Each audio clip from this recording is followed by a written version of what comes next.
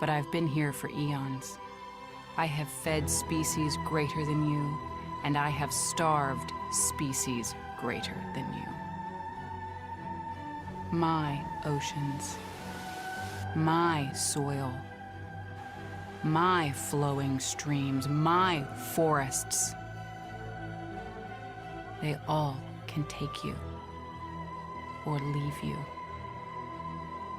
How you choose to live each day, whether you regard or disregard me, doesn't really matter to me. One way or the other. Your actions will determine your fate, not mine. I am nature. I will go on. I am prepared to evolve. Are you?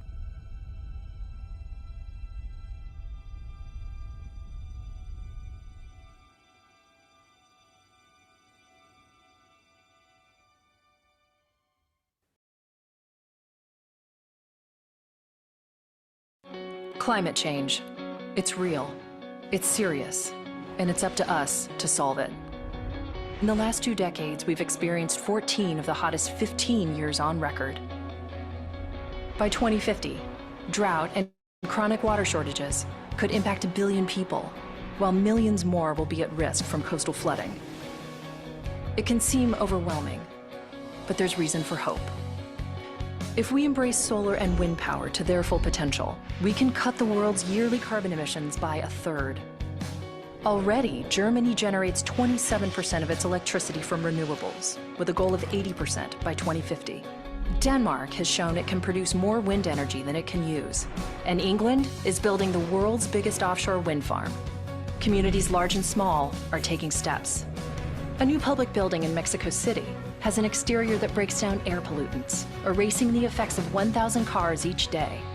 Paris installed street tiles that harvest energy from foot traffic.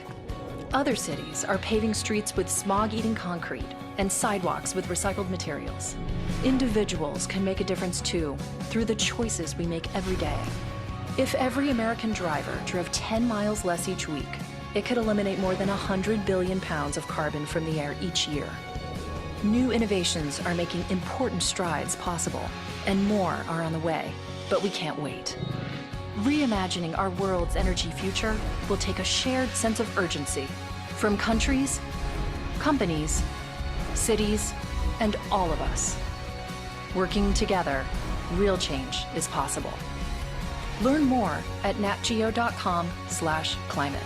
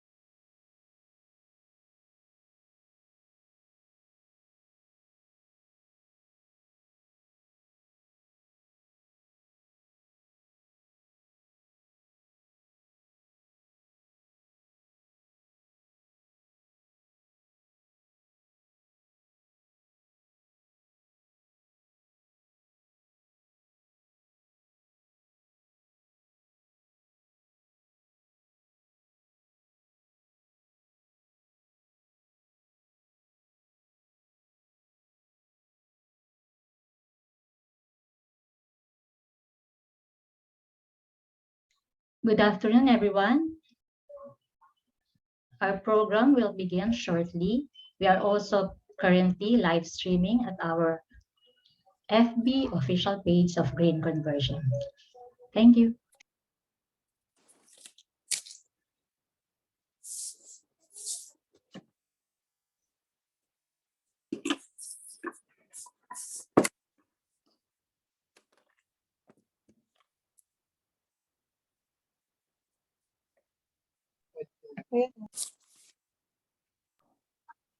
Tawagan ko lang.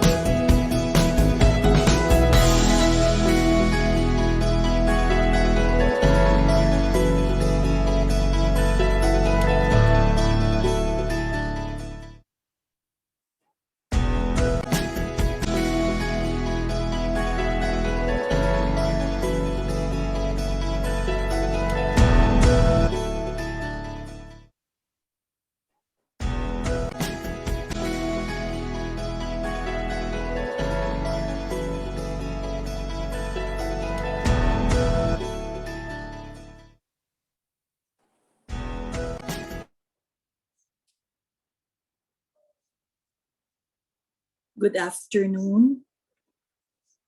May I invite everyone in this forum to pause for a while. Let us all still ourselves as we pay homage to our God, the creator of everything that's awesome, wonderful, and beautiful that exists in this earth. And so we pray, Almighty God, creator of the earth and all its blessings and provisions, we collectively pray for an end to the waste and desecration of the environment, for access to the fruits of creation to be shared equally among all people. We pray for communities and nations to find sustenance in the fruits of the earth and the water God has given us. Father, you created the world and gave it into our care so that in obedience to you, we might serve all people. Inspire us to use the riches of creation with wisdom and to ensure that their blessings are shared by all. That trusting in your bounty, all people may be empowered to seek freedom from poverty, famine, and oppression. Make us yearn for a world where all may flourish.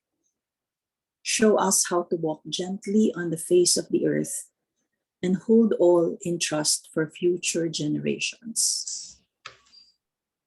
We pray in the mighty name of Jesus, and we say amen, amen, and amen. Mga kababayan, ang pambansang awit ng Pilipinas. Kayang mag-ibig, telas ng sigahanan, alam ng puso, sa titik mo'y buhay. Lupang hinilang, kuya ka ng magiting, sa manlulupin, di ka pasisingin, sa nagagang tutok sa simoy at sa langit mong pagaw, ay hinagang pula, kawin sa pagkayang minamahal. Ang isang ng matawad mo'y tagumpay na nagtitindig, ang bituin at araw niya kailan pang ay di magtitindig. Lumalang araw ng walhagin pagsinta, buhay langit sa piling mo. Ang inigaya na pagkay mga amin, ang mamatay ng dahil sa'yo.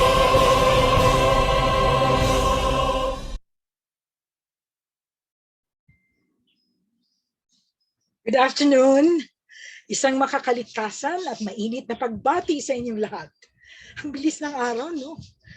Third Friday na naman, so welcome once again to Kamayan para sa Kalikasan Forum. This is episode number 387 of our monthly sessions since 1990. That's 32 years.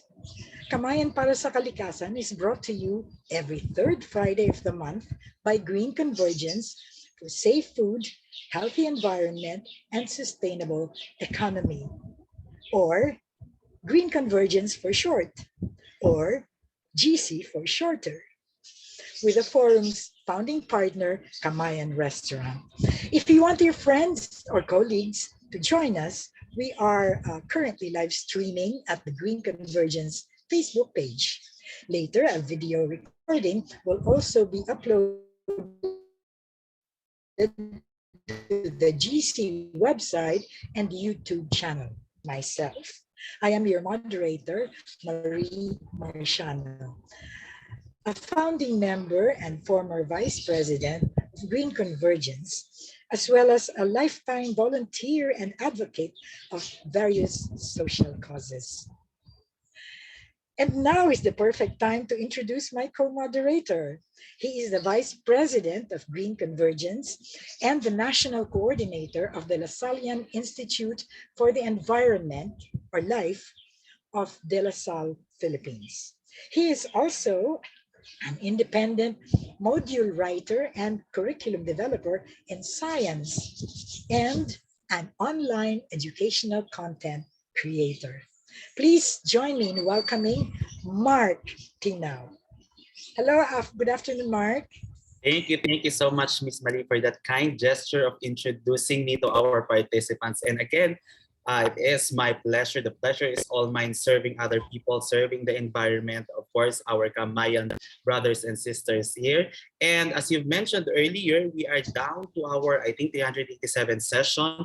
And it feels like it was just yesterday, the last one. Talagang time really flies so fast. No? Yeah. Correct. Parang the other gising na lang natin is another Kamayan forum. And now, we will be tackling another important topic. Maybe I should say underrated topic. That's true. How many people know about this, about peatlands? Exactly, exactly.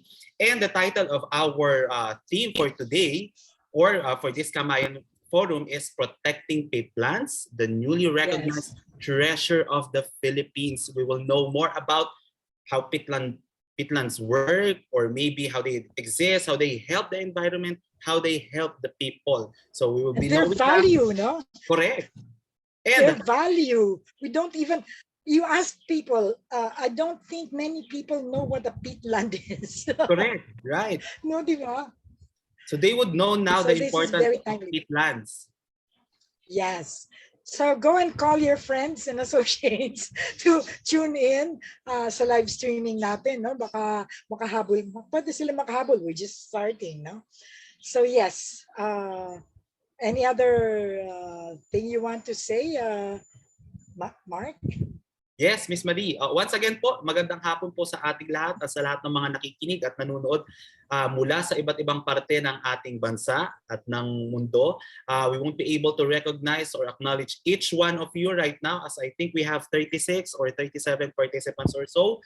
So I would like to request everyone to kindly type in your name, your affiliation, and where you are right now. So we would be able later to at least acknowledge or recognize you during our open forum, or maybe if the time permits us to do so. So once again po, please type in your name, your designation, or maybe your affiliation and where you are right now, so we would know where exactly you are right now. Back to you, Ms. Marie. Thank you, Mark. Okay, we are fortunate really to have with us today an extremely busy workhorse for the environment to give us the opening remarks. A strong and consistent pillar of environmental education, he is concurrently the president of Green Convergence and dean of the School of Arts, Science and Education of Miriam College. Let's give a warm welcome to Dr. Carlo Garcia. Oh, thank you, Marie. Hi, Mark. Good afternoon, everyone. Nature knows best. I would like to begin with this phrase. Nature knows best. This environmental principle is the most basic, but it encompasses all the other environmental principles. We humans have to understand nature and have to abide by the rules nature dictates. In essence, we must not go against the natural processes if we would like to ensure a sustainable future, not only for ourselves, but for the generations to come and for all creations. In our campaign for climate neutrality, we always emphasize the need to restore and protect our essential ecosystems, specifically our forests, coral reefs, and mangroves. They are part of nature and they know best. They play an important role as carbon sinks. Indeed, nature knows best. Aside from the ecosystems that we are all familiar with, nature offers another one. peatlands. Peatlands are also on our side, and as what experts claim, they are an incredibly important natural ally in the fight against climate change. By restoring and protecting peatlands, not only locally but globally, we can significantly reduce greenhouse gas emissions.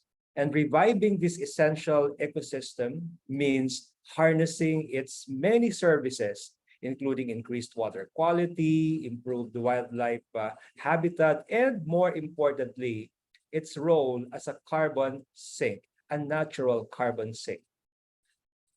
Just like what Marie and Mark said, our Kamayan para sa Kalikasan Forum today is on peatlands. So let's learn together as we listen to our guest speakers, and let's add in our menu of climate actions the restoration and conservation of peatlands. Thank you. Marie and Mark. Okay, thank you very much.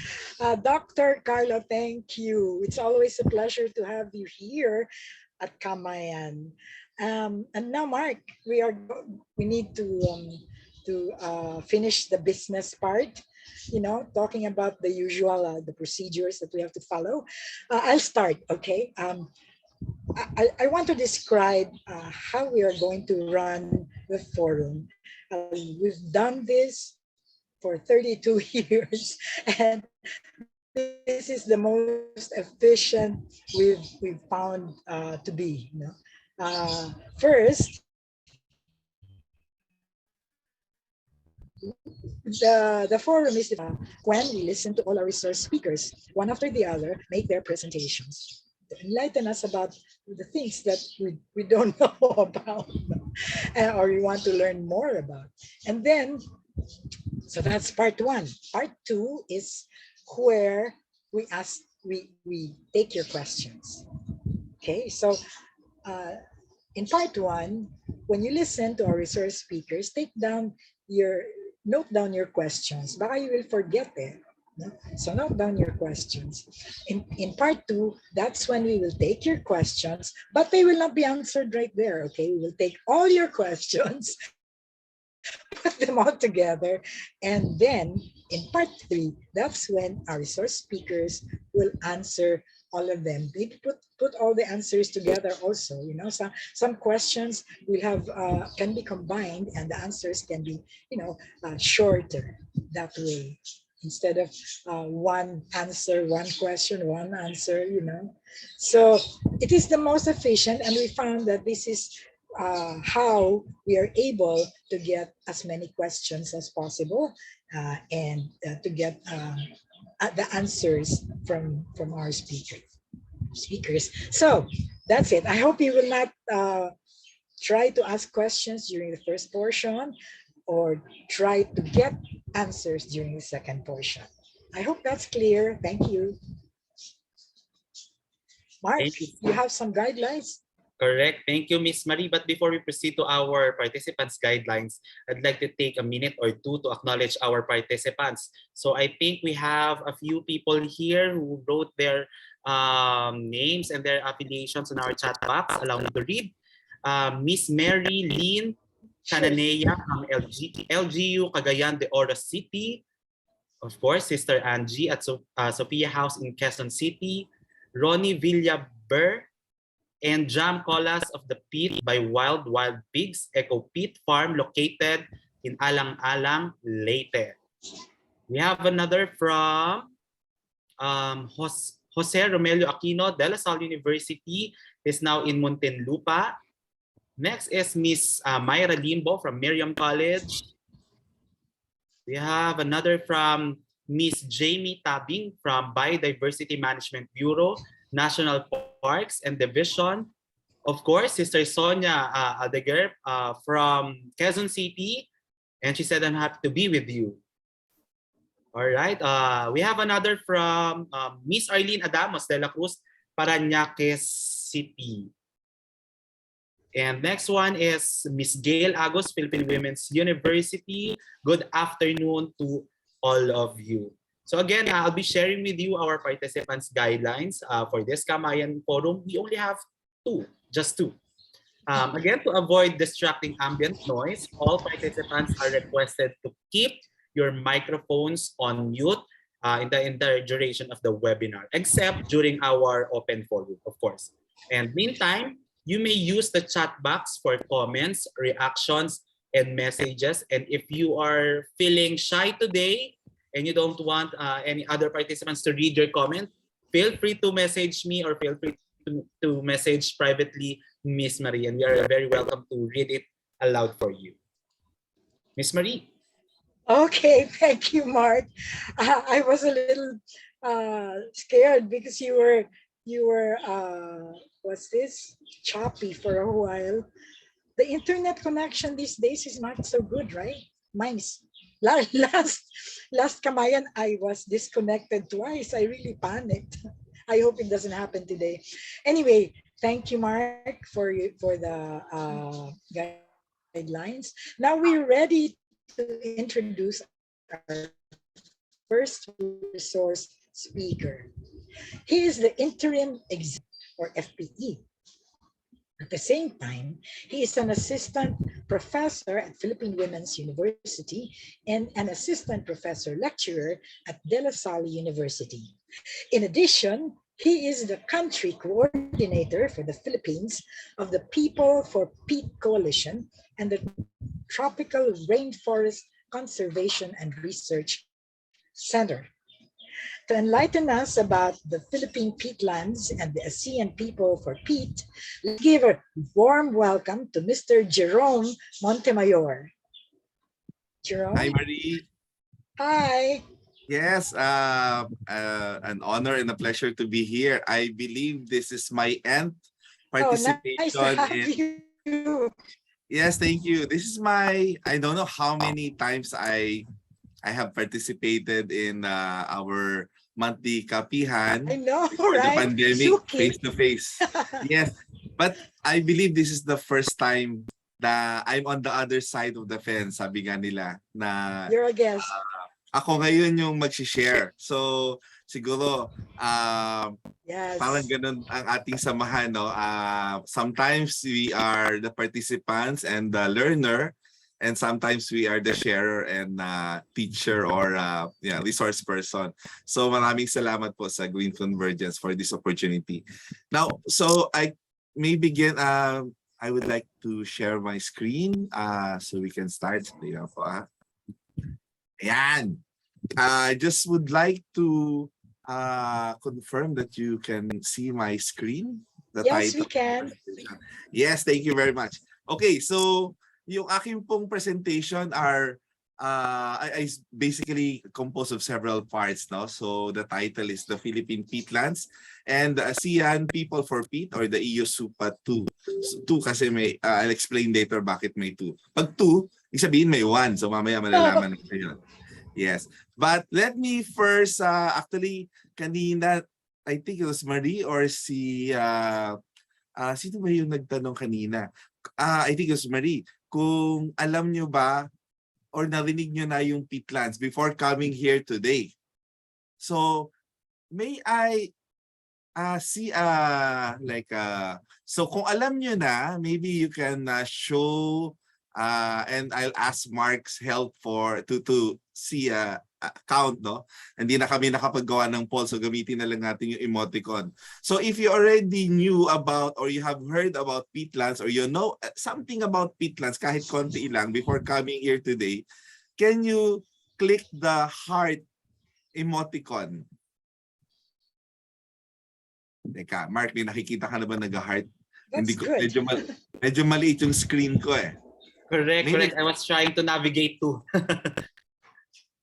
Meron ba nag-heart? Nasa na? Teka, hanapin. Sige, 1, 2. Hindi ko nga mahanap. Nasa na? Nakita ko, nag-flash very quickly. 3 people. 3 people. I saw one, Long time no see, Dr. Cora Claudio. So nakita ko siya nag-heart, so alam niya ang Pitlands. Anybody else? I think I see some of my students. Pag hindi kayo hindi kayo nag-heart, nako, lagot kayo, bawin ko ang grades niyo. Okay.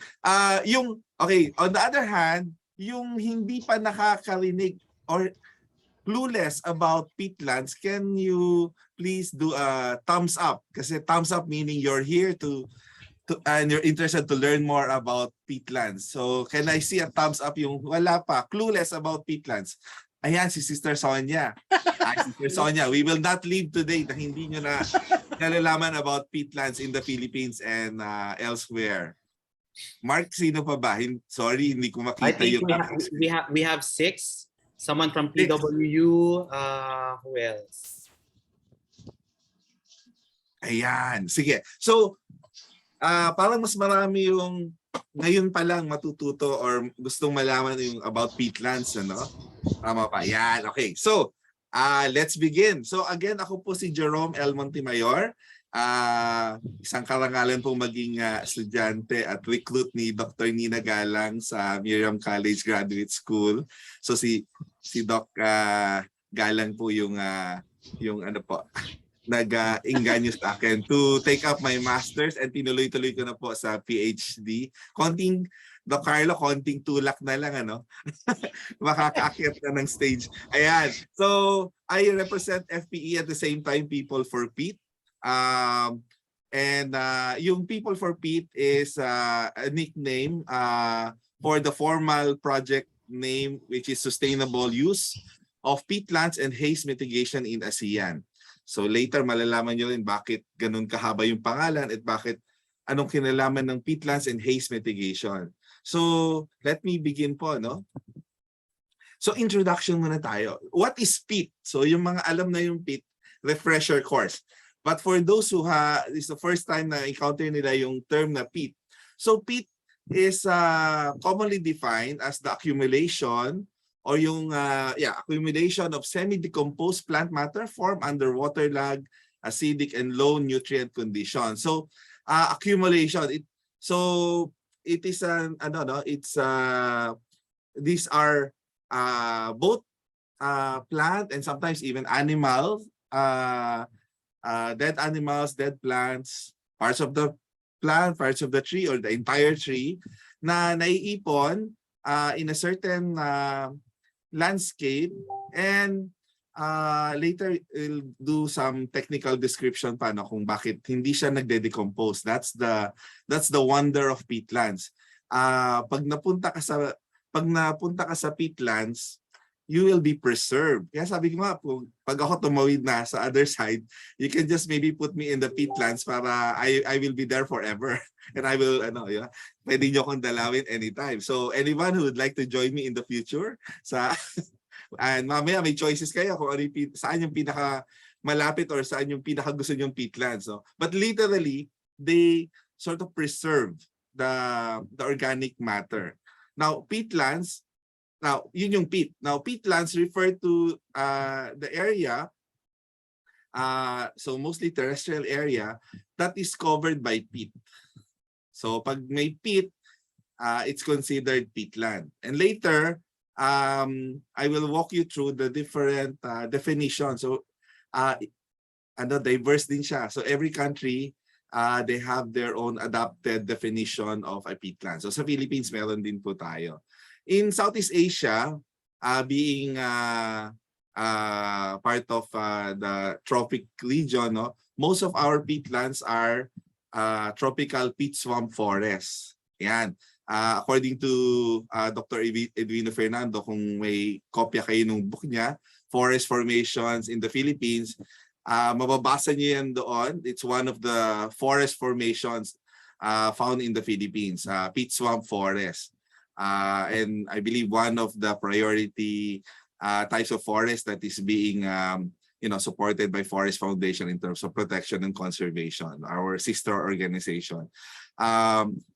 But hindi lang siya peat swamp forest. They have different, as you can see in the picture, so merong mga trees. There are actually hydrophytes, meaning floating plants, And there are grasses and sedges around the same peatland area. So hindi po pare-pareho. And in other regions, more temperate region, iba rin yung characteristics ng peatlands nila. So, what is a peat swamp forest or a peatland? So makikita nyo po, normally it starts with a depression in the area. So sometimes they start as a lake, and then over time, na pupuno po siya ng organic matter. So nag-accumulate yung organic matter doon sa area, and it will come to a certain point na mapupuno siya, magkakaroon siya ng parang dome-shaped figure. Of course, when we look at the peatlands in real life, ang hirap makita visual yung peat dome because these are thousands of hectares. So if you just rely on our eyesight, hindi po natin siya makikita. But with use of instrumentation and technology, we can actually see where the peat dome. So yeah, dome kasi talagang literally there's an area that is like a dome shape doon sa loob ng peatlands. And there are specialized vegetation, grasses, sedges, trees, and others, no, na nag-specialize na maka-survive sa loob ng peatlands. So not all trees can live and thrive in a peatland area. In fact, some of them, if you try to plant trees that we are used to plant for our tree growing activities, pag hindi siya native to peatlands, mamamatay po sila. So if you want to help in peatland reforestation, rehabilitation, it has to be the native, not just in the Philippines, but native to that particular peatlands. So kasi ano yan, ibang-iba ang characteristics ng peatland substrate. And if you will notice, may dalawang river. So yung typical na this type of peatland, peat bog, ay laging sandwich by two rivers. Either north or south, east or west, basta laging nasa gitna siya ng dalawang rivers. So if you look at maps, you want to confirm if or sort of strengthen your hunch kung yung area nyo ay peatlands, tingnan nyo kung naiipit siya or napapalibutan siya ng dalawang river system. Of course, it is part of a larger landscape. Sometimes it is called the Peatland Hydrological Unit if you go to Indonesia. Sa atin, we consider the peatlands as part of our watershed area or a particular landscape. So hindi siya standalone. It is connected to everything else. One of our memorize na nating environmental principle. Okay, mamaya na po yung question and answer. Now, these are some of the verified peatland areas in the ASEAN region. No? Dito, I saw we have a friend from DNRBMB. Yung People for Peat or EU-SUPA referred to the 2020 ASEAN Peatland Forest Project na nag-mention na there are around 64,500 hectares, but later you will see na I believe there was a further validation by DNRBNB, particularly by the Caves and Wetlands and other ecosystems division. No? This is pegged for now at 20,000 hectares, but may reference sa 64,500 hectares in the Philippines. But look, parang ang dami na 64,500 hectares. Our nearest neighbor, Malaysia and Indonesia, 20,695,000 hectares of peatlands. Malaysia, second runner-up with almost 2.6 million hectares. Our other ASEAN neighbors, Vietnam has around 19,000 hectares. 53,300 hectares. Yung 19,000 hectares yung Laos. And then Thailand has 63,800 hectares. Cambodia, 4,580 hectares. But something unique about Cambodia, they have the one of the biggest coastal peatlands. So it's a mangrove, but it's also a peatland area. And then you have Myanmar, 122,800 hectares. One of the most popular ones is Ingle Lake. Popular tourist and ecotourist destination. And then, yeah, but the biggest is Indonesia with 20,695,000 hectares. Yeah, ganun kalawak po. And this is just ASEAN, no? Wala pa po yung other Asia countries, no? Countries in the Asia region. We're just featuring here ASEAN. Now, importance of peat vis-a-vis climate change or the ongoing and impending climate crisis.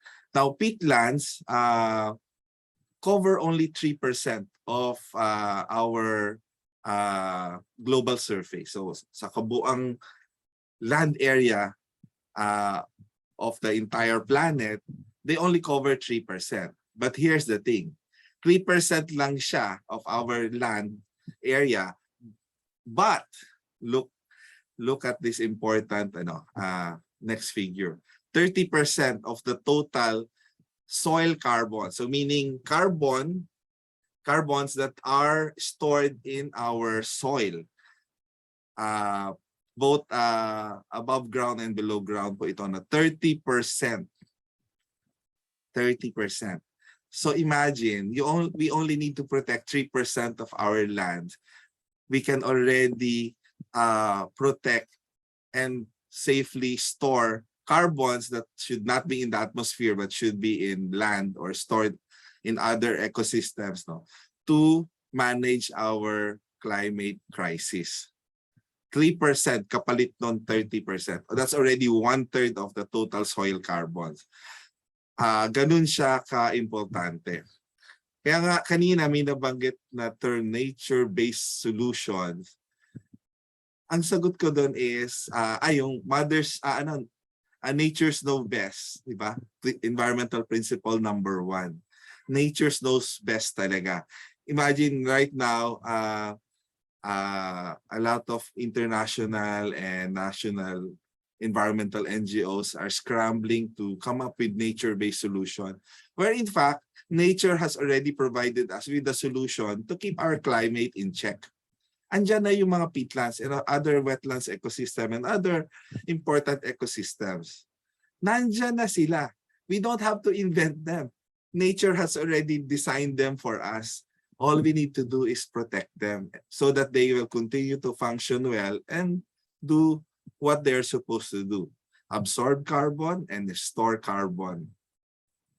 Now, kung nandyan na si nature solution, why are we still grappling with the climate crisis, di ba? Bakit sobrang taas pa rin ng greenhouse gases level natin, no? Well, for one, our nature-provided solution is being threatened.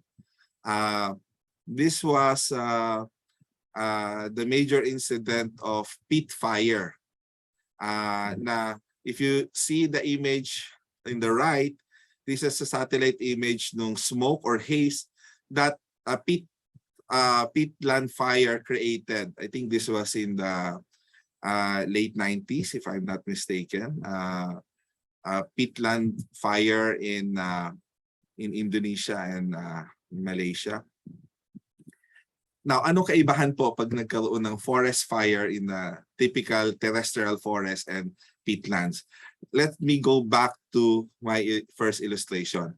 A typical terrestrial forest, nandoon sa taas ng lupa yung carbon stock, most of it.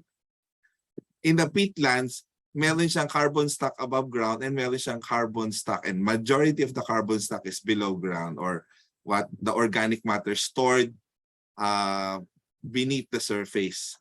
Pag nagkaroon ng peatland fire, nasusunog yung nasa ibabaw, continuously susunog yung nasa ilalim kahit na wala na tayo nakikitang apoy or sunog in the surface. So ganun siya ka delikado. And even if you're not directly in the area where the peatland fire occurs, imagine all that smoke that threatens health. And by the way, these smokes, these are the greenhouse gases that escapes into our atmosphere, which are supposed to be stored permanently. Well, at least most of them, no? Kasi hindi naman siya steady. There are fluxes in the peatland area. So yun yung isang reason. Next is because of changes in the land use of peatlands. So fortunately, hindi po ito sa Pilipinas. These are in other ASEAN countries, no? Kino-convert yung peat swamp forest to other uses. For example, oil palm and other production forests that are not generally suitable for in a peatland ecosystem, but they need to alter the peatlands, one by draining the peat water, and when you drain peat water, that's it. That's the main threat, kasi the interaction of the peat water and the organic matter, yun ang nagpe-prevent ng decomposition. That helps store the carbon. So pag nawala yung water, ma-oxidize yung organic matter and it will kickstart yung decomposition process. Magde-degrade na siya. Okay. So again, no, yung illustration kanina sa pag nagkaroon ng sunog sa peatlands, and if this happen in a degraded peatland, pag bumaba na yung water level in the peatland area, may expose na yung organic matter and it will be very prone to peat fire. And even if there's no peat fire, decomposition is happening, and the byproduct of decomposition is carbon dioxide and other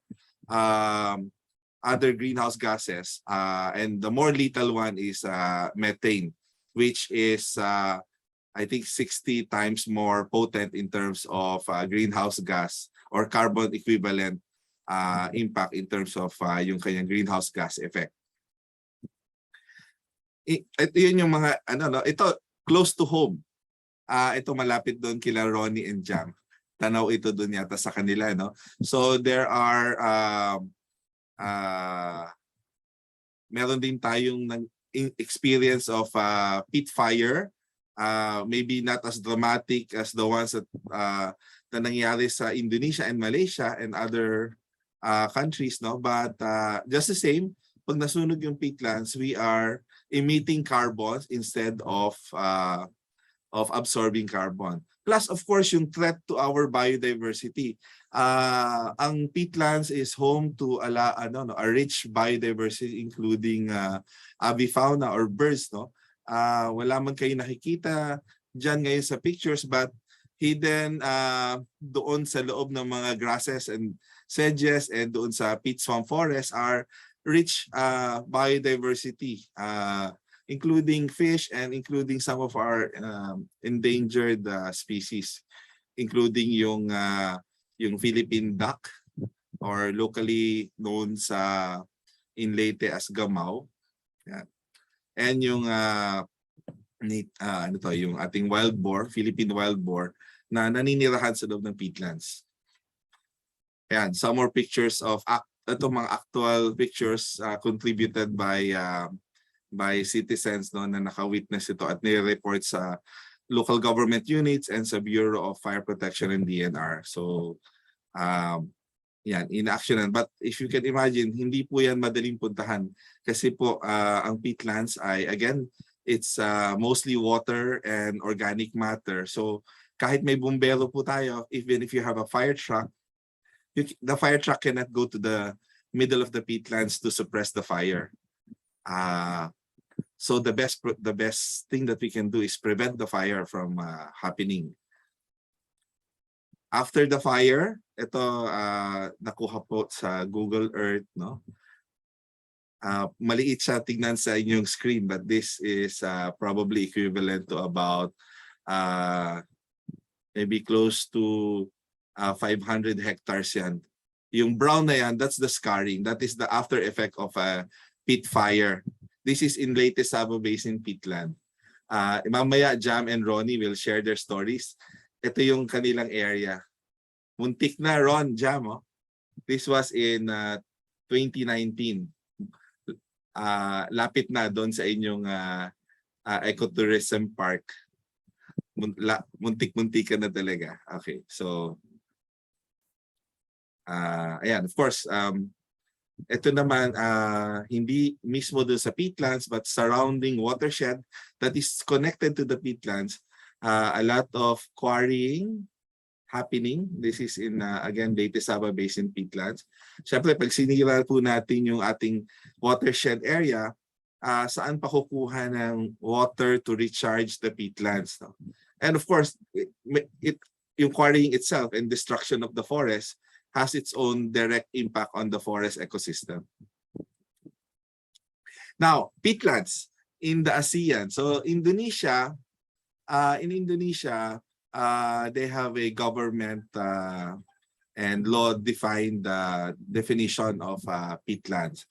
So for them, they to be considered a peatland, it has to be at least 65%.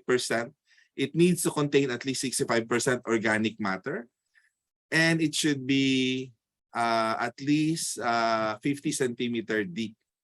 So kung less than 65% organic matter, hindi na peatlands ang turing ng Indonesian government doon. But they do recognize that there is still presence of peat. Which just means that whatever particular management that they introduce to peatlands, pag below 65% yung organic matter, hindi na nila ini-implement doon. Anyway, they have 20 million hectares. Ang dami, ang laki-laki talaga ng areas nila. And they part of their peatland management unit is what they call the peatland hydrological unit.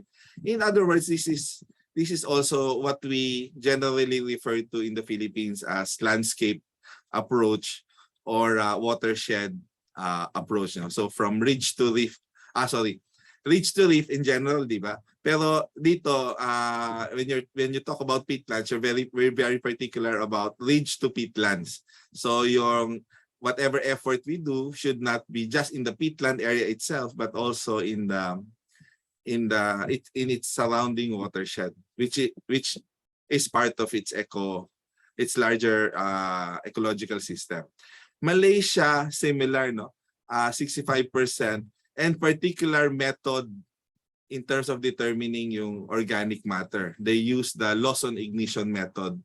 And similar to Indonesia, at least 50 centimeter deep. Okay. And then, meron pa silang other classification of peat soil depending on the depth. Ang Thailand is based on the UNDP project document, but they have not yet formalized in terms of policy yung kanilang definition. Cambodia, wala pa rin, but they are Cambodia, Laos, Myanmar, they are part of an ongoing Mekong peatlands project. So they're using at the moment the FAO definition of histosol as their operational definition of peatlands, which is actually, mamaya in the next slide you will see, we're also following the histosol definition in the Philippines. Ang Vietnam, wala pa silang agreed definition for peatlands. So as you can see, no, even in the ASEAN region, except for Indonesia and Malaysia, who are really far advanced in terms of their peatland management, hindi tayo nahuhuli, hindi naman tayo na iiwan na tayo lang. May classmates tayo. So we are, in a way, our development in terms of peatland management program, may mga kasabayan tayong other ASEAN countries. Zooming in the Philippines, and andito I saw that we have colleagues and friends from DNRMB, no? Even before 2022, DNR-BMB has been already following the histosol definition. But recently, through a department order issued by DNR, na formalize na natin. So may policy na tayo in terms of definition of peatlands. So thank you very much po, DNR.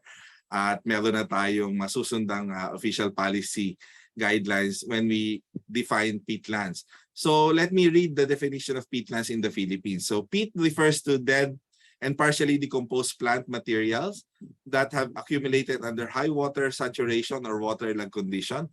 Peat soil is defined using the definition of histosol, or what we call as organic soil, which are soils with cumulative organic layers comprising more than half of the upper 80 centimeter of the soil surface, containing 35% or more organic matter, or 18% or more organic carbon. So may choice tayo, no? But generally, we follow the 35% organic matter. And it should be at least 80 centimeter depth, or 0.8 meters. Okay, so more or less, that's from your shoulder to your tip, to the tip of your finger. Although hindi tayo magkakapareho ng arm's length, but generally, ganun kalalim dapat. And peatlands in the Philippines, no, these are ito yung sinasabi sa inyo na of late may parang validation na estimate na ginawa ang ating Department of Environment and Natural Resources, and the current estimate is that we have around 20,000 hectares. And yung values niyan, no, of course, yung hydrology and water regulation values of peatlands, they store water. They regulate water. Pag sobra ang rainy season, pag sobra ang tubig, they keep the water inside the peatland. During dry season or drought, slow release. They are a natural water purifying system. Nature's solution, nature's gift to the Filipino people. And yun nga, they naturally filter water. They store carbon. They are home to rich biodiversity. And of course, for the people, they provide very important socioeconomic value. Mga threats in the Philippines, we have limited capacity to manage our peatlands wisely. Kasama na rito kasi yung ating lack of knowledge and methodologies, no, to manage our peatlands. Large-scale development projects including irrigation components kasi dinidrain yung water from the peatlands. Too much draining of the water will lead to its degradation. No? Masisira siya and marirelease yung mga stored carbon, which will add to more environmental problems, among other things. So, peatlands may be converted to agriculture without any kind of land suitability assessment. Ito po, rampant po ito sa Philippines. So, ina-attempt na i-convert to agriculture, but it is not suitable for agriculture. Hindi po siya mineral soil where agriculture is more suitable. It's more organic matter than mineral soil. Now, yung tanong kanina, nasaan ba ang mga peatlands sa Philippines or confirmed and suspected peatlands? By the way po, the other day lang, I was in discussion with another champion of biodiversity. And we were discussing, may add kami dito sa list of suspected peatlands in Mount Canlaon. So meron kaming gustong i-confirm kung peatlands nga siya. And it's a different type of peatlands kasi nasa high elevation area siya. So iba rin yung characteristics niya. But the ones that have been identified by DNR, Biodiversity Management Bureau, yung peatlands in Mount Pulag sa Benguet Province, Tanag, Ilaya in Lopez, Quezon, Nauhan Lake, or in Bambanin area in Oriental Mindoro, Crisloyan peatlands in Victoria, Oriental Mindoro, Of course, yung latest Saba Basin peatlands in Alang-Alang and Santa Fe and San Miguel, Leyte. Dagitan Marsh in Leyte, ito hinahanap namin sa mapa, parang hindi na namin siya makita.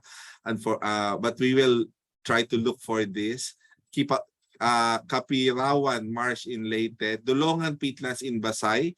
So kung meron po kayong banig from Basay, you brought home a piece of peatlands. Kasi yung tikog na ginamit sa inyong banig, mostly galing yan sa peatlands in Basay and Leyte Saba.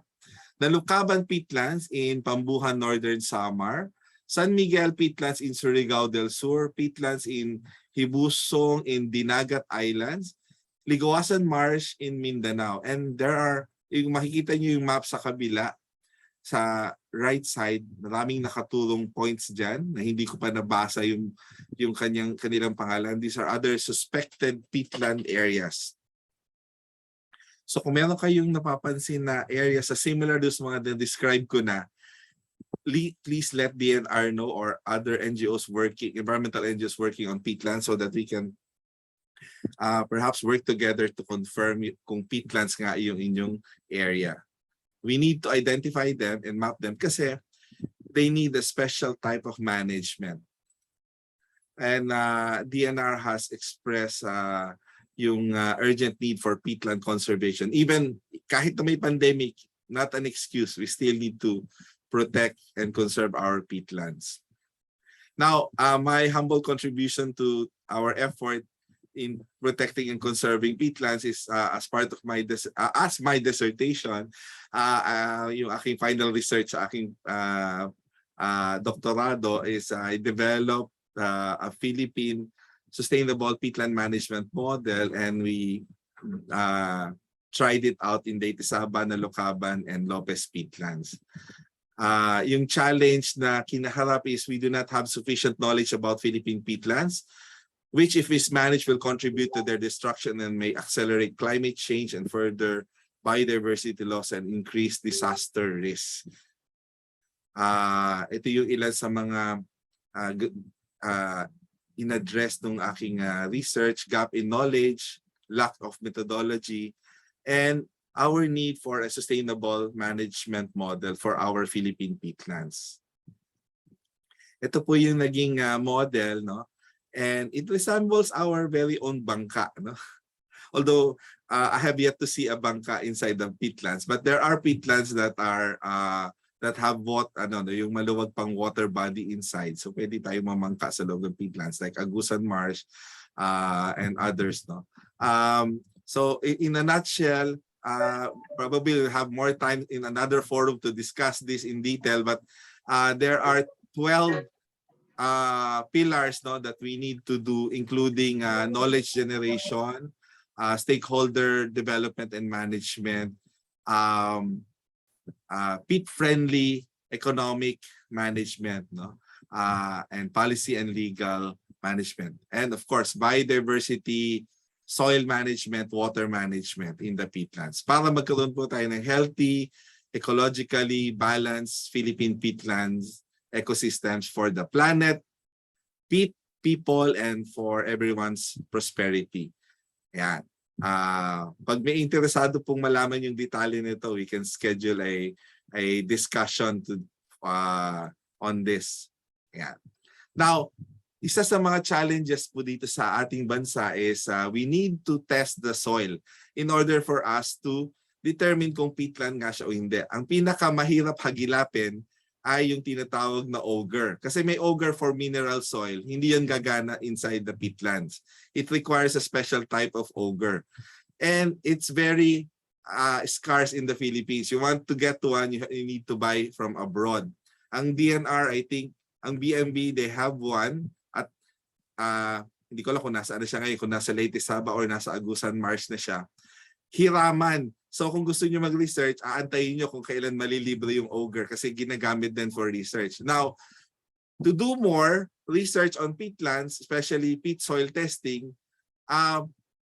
to address this challenge, gumawa ako ng design using our readily available materials. So this is our Siyempre, papangalan ko kunwari sa akin. Pero actually, it's a citizen science, it's a citizen science Philippine ogre. Kasi merong ibang ogre na pinangalan sa ibang bansa. So this is our Philippine ogre, if you don't mind sharing the honor with the entire country. No? So this is our very own ogre, designed for citizen scientists, meaning farmers, community leaders who would like to study their peatlands. Kaya natin gawin ito. Ito lang ang kailangan. No? Ako mismo po ang gumawa niyan. So kung kaya kong gawin yan, kaya rin ng iba. Kailangan lang natin ng welding machine, grinder, and a little bit of tiyaga and ingenuity. Yan. So, simple design, simple mechanics. First time na tinest on the field. Salamat sa mga kababayan natin sa Lopez Quezon na nag-pilot test nito. Dito na siya in action, no? So, in cooperation with IRR, DNR Region 4A, Senlo Calawag, LGU Lopez, and People for Peat. Ayan, so testing. Of course, we also use GPS to record kung saan yung exact location where we took the peat soil sample.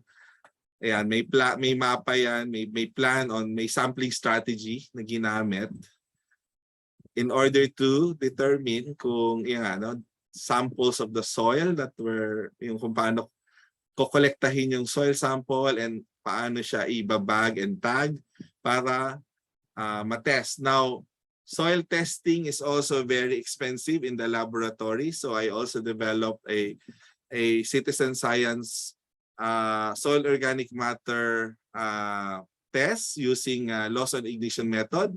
Ang makikita nyo ito, this is in my backyard. May replicate setup ito in Quezon. So ganitong citizen science setup, and then we can determine kung yung presence of peat or kung wala or hindi siya umabot sa 35% organic matter. So yung gustong mag-aral or alamin kung may peat yung area ninyo, usap tayo kasi may na-develop na tayong protocol at we just need simple tools para makapag-generate tayo ng new knowledge about your peatland areas. So based on that citizen science tools and protocols, na-plot out na namin kung nasaan yung mga presence of peat, and we have confirmed the tentative Tanag-Ilaya peatland boundary. Tentative kasi it has to be adopted by either DNR or the local government unit of Lopez to make it official. Pero meron na. And this is a product of a partnership of government, national government, civil society, LGUs, and the academy. Now, let me quickly share with you yung nangyayari naman sa ASEAN level, no? Yung Sustainable Use of Peatland and Haze Mitigation in ASEAN or SUPA. Kanina, nakita nyo may 1 and 2. So, component 2, unahin ko yung People for Peat. This is the non-state actors or what we call civil society. So, may component na led by civil society and then there's a component led by state actors or government. Ang good news ko po ay yung Philippine implementation ng SUPA 1 ay magsisimula na. Na-approve na yung funding. And actually, I believe yesterday was their inception workshop. So, yung mga may peatland areas, good news po, no? May bagong funding that will be administered by DNR BMB Kawed, yung component 1 of the SUPA, and that will help us in further advancing our work in Philippine peatland protection and conservation rehabilitation. So as for the People for Peat o yung SUPA component 2, it is a consortium project by WRI Indonesia, IDH in Indonesia also, and the Tropical Rainforest Conservation and Research Center. So meron po siyang 3 pillars: data and information to address gaps in knowledge, business and investment to promote sustainable business na addresses both sustainable business and income generation, as well as protection and conservation of peatlands, outreach and advocacy so that more people would learn and understand more about peatlands. Ayan po yun, yung binanggit ko kanina. Ito po yung mga non-state actors, stakeholders that the People for Peat worked with for the past 2.5 years already. No? So village or barangay or community level, mga union or people's organization of farmers and smallholders, universities and research centers, civil society organizations, private sector or supply chain, banks and financial institutions. So I think I already ran out of time, but just a few more key, so yung objective ng People for Peat Business Hub was to ensure na yung mga businesses operating within or near peatland areas do not are deforestation free, and they have a sustainable business model. There's peat partnership, includes investment strategies and access to funding. Yung peat partnership may inclusiveness in terms of not just the business sector, but there's inclusive growth kasama yung communities as important stakeholders in the business growth of in the peatland areas in ASEAN. Yeah, so let me just show you the 3 stages. No? So may screening, acceleration, and investment. And ang good news ko po, may isa pong napasama from the Philippines na cohort member, at sila yung mag-share mamaya yung The Peat by Wild Pigs. Ito po yan, yung Wild Pigs Eco Peat Farm and Agritourism Park. So na-rebrand na siya, part na yan nung buong katas na yan nung na-enjoy nilang technical assistance support from People for Peat's battalion of panel of experts. And 3 of the panel of experts are from the Philippines. Our very own Miss Annabel Plantilla from the UNDP Biodiversity Finance Initiative. We have Mr. Dodo Makasaet, Executive Director of Foundation for Sustainable Society, and Dr. Donna Paz Reyes, past chairperson of the Environment Department of Miriam College. And that's all for my presentation today. Maraming salamat po. This year is FPE's 30th anniversary. And so thank you very much for making this kapihan another bead of pearl in our 30th anniversary. Thank you po sa Green Convergence at sa inyong lahat. Thank you po, Sir Jerome. Again, maraming salamat po and happy 30th anniversary to Foundation for the Philippine Environment. And it was really an insightful and very productive and also enthusiastic presentation from you. I learned so much. I personally learned so much. But what struck me most was this parang ironic term that you said earlier. It's about pit fire, which led me to this conclusion that if the cold regions or the winter or regions that has winter or have winter, if they have permafrost melting, we have a counterpart for this, which is peat fire.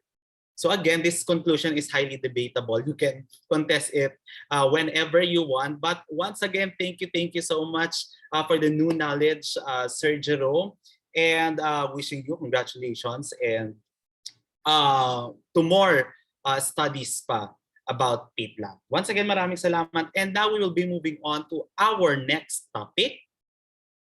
Allow me to introduce our next speaker, who will be talking about the latest Sabah Basin Peatland Restoration Initiative. Please welcome our next speaker, is the Operations Director of the Philippine Program of the International Institute for Rural Reconstruction, or IIRR. Please welcome Miss Magnolia or Maggie Grosimo. Yes po. Good afternoon. I hope you can hear me. Loud and clear po, ma'am. Okay, thank you. Again, magandang hapon po. Kung kay Jerome, ilang end time niya na to, no? For me, this is my first time. Although marami no na dumarating sa email na invite, but unfortunately, Nasa silang kasi ang IIRR, ang IIRR. So it's not easy for us then, no, to join as much as we would want to. And that's why I'm happy. Jerome, thank you for inviting me and of course the Green Convergence para ma-share natin yung trabaho natin, no, na ginawa sa Leyte. Okay, I might turn off my camera kasi medyo mahina rin yung aking internet para hindi ako mawala, no. So sa bagay importante naman is the presentation. Sige, let me share my screen.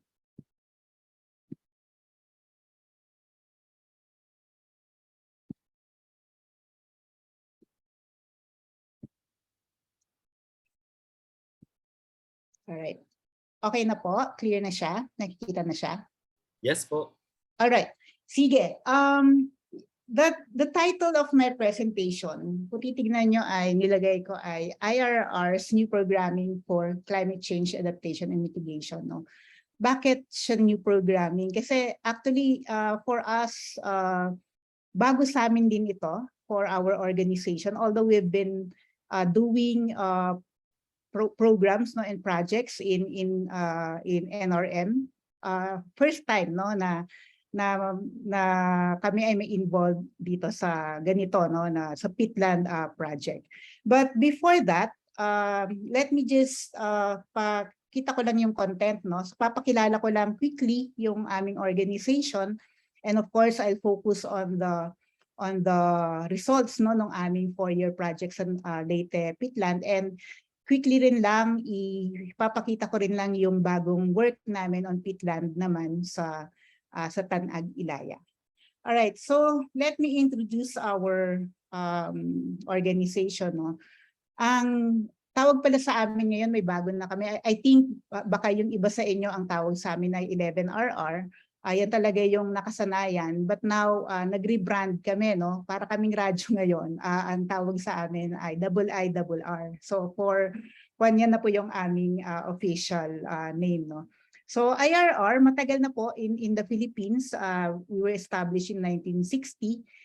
It's an international organization kasi aside from our work here in Asia, meron din po kaming office in Africa, no?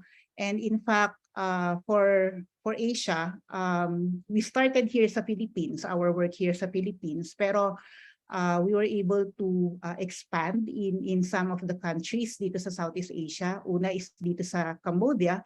We've been there for almost a decade.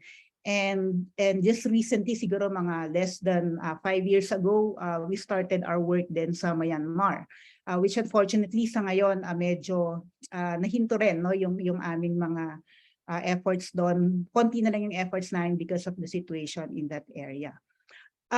Yung IIRR, kilala rin siya in terms of really sharing yung mga lessons. Kaya nga meron din kami mga training, and ang malaki sa amin is yung mga libro, no, na napoproduce ng aming different programs. So ito yung aming team, no. It's multidisciplinary, and yun nga sabi ko, we're in Africa and we're also in Asia. In terms of our programming, meron dyan DRR, disaster risk reduction, and of course climate change adaptation. Ang isang focus din namin ngayon sa Pilipinas is agriculture, and of course and natural resource management.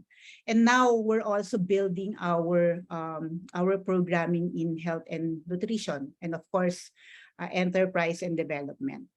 So yan po ang IRR. And ito papakita ko lang po, ito yung mga samples of the many mga publications, no, ng IRR, which we actually we were able to produce this through the right shop process. And in fact, marami rin dyan yung mga in partnership with other organizations. So yan po yung aming organization. Now, let me go to the topic, no, yung sa Pitland. As I've said, this is a new programming for us. So now, merong katatapos lang ng aming latest Pitland, and now we are currently doing our research project in Lopez, yung isang known na peatland doon, yung Tanag Ilaya. Now, ang gagawin ko po ay ipapakilala ko muna yung sa Leyte, no? What we have done there for the past 4 years. So the Leyte Peatland Forest Restoration Initiative is a 4-year project. We started in 2018 and then just ended this, I think around March, no, 2022. Dito po, malaking proyekto to kasi marami kaming mga partners kasi 4 years nga to, no? First, it was supported by the Forest Foundation Philippines. So sila yung nag-support for this 4-year project. So aside from us, meron kaming, we partnered, no? We collaborated with the local organizations that are in Leyte. So una dito yung ELAC, no? Yung Environmental Legal Assistance Center, the Visayas State University, especially yung Alang-Alang and some of the Baybay, no? Researchers, and of course, a local women's group, yung Women Enablers and Advocates Volunteers for Empowering Responsive Solution, or Weavers. So, bakit marami kami dito sa project na to? Kasi there are different components, no? First is the first major component is the research itself, no? Providing the technical research which the Visayas State University was able to handle. Actually, umabot sila ng 11 technical research, no? 10 I think from Alang-Alang and then 1 from the Baybay campus. And then ang next na component namin is the legal component. Kasi alam naman natin ang dami nating mga issues in terms of land tenure, di ba, yung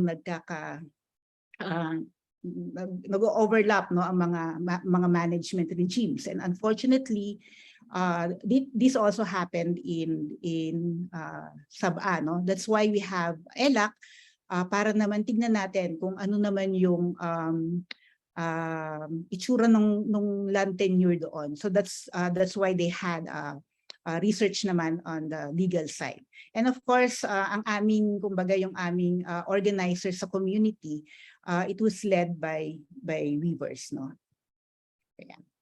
So for the past 4 years, mahaba nga talaga itong project na to. Pero if isa-summarize ko lang yung key outputs, no, na lumabas for the past 4 years. Basically is we were able to develop a baseline for the sub-peatland as a basis for policy. Kasi I think the last research that was done there was kung 2018 kami nag-start, I think there was an ADB study which was mga more than 15 years ago. Kaya in a way parang this study updated, no, after 15 years. Tapos I think hindi ko alam, I think wala rin ata dun sa study ng ADB yung legal, no, yung which for this study, for this project, nagkaroon tayo nung component na yon. The second key output is of course nakita namin for the past 4 years kasi very active talaga yung ginawa rin ng ating mga partners sa field, ano. That's why may increased awareness na rin yung roles and functions ng mga stakeholders from the 3 LGUs that are there, and of course the other stakeholders within the community rin, no, and other organizations. At ang nakakatawa rin dito, pangatlo na key output, there's an increased interest na rin from other sectors and groups sa restoration sites. Actually, maraming ang gustong sumama kung magkakaroon nga ng phase 2, and I think that's a very good output then. Since IRR is a learning organization, talagang importante sa amin yung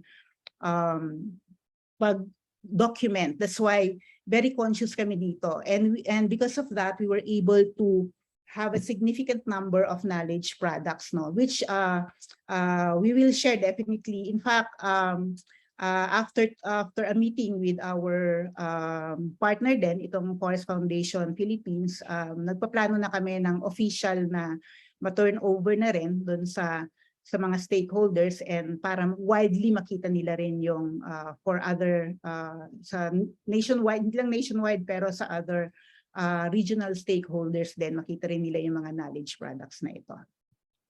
Okay, so what happened in the 4 years? So ito,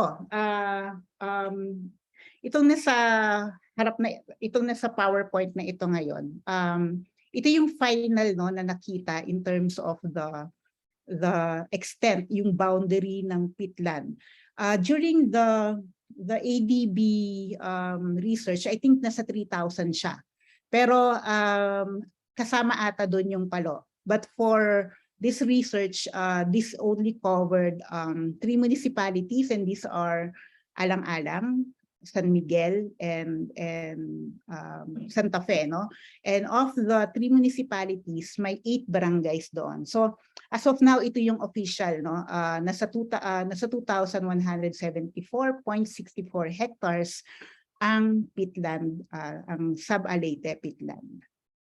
Now, in terms of the land use, no, ang napag-usapan kasi dito, kung titignan nyo dito, may iba-iba no, na yung mga colors dyan. Konti na rin lang yung masasabi nating peat swamp forest. Ito yung mga nasa green. If you'll see, no, these are the green part. Yan na lang yung talagang we consider as the peat swamp forest. But ang marami dyan talaga dyan yung grasses and sedges. And actually, sumatabi kasi niyan, around this peatland, marami na talaga ang mga rice lands, mga agricultural lands, no, for this peatland.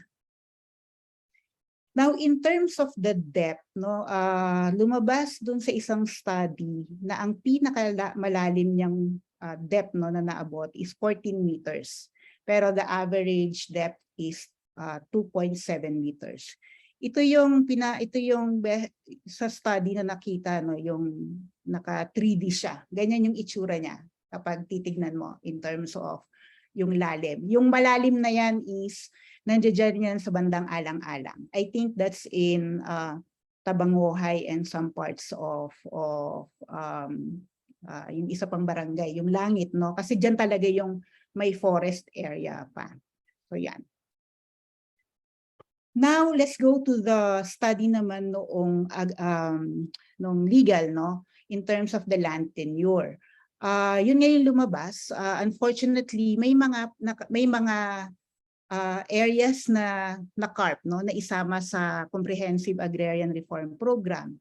Nakita nga doon na actually may 661 agrarian beneficiaries within doon sa may part ng 1,000 plus no hectares na na-identify ng DAR, no, na carp, na actually nakapasok siya doon sa area talaga ng sub-A.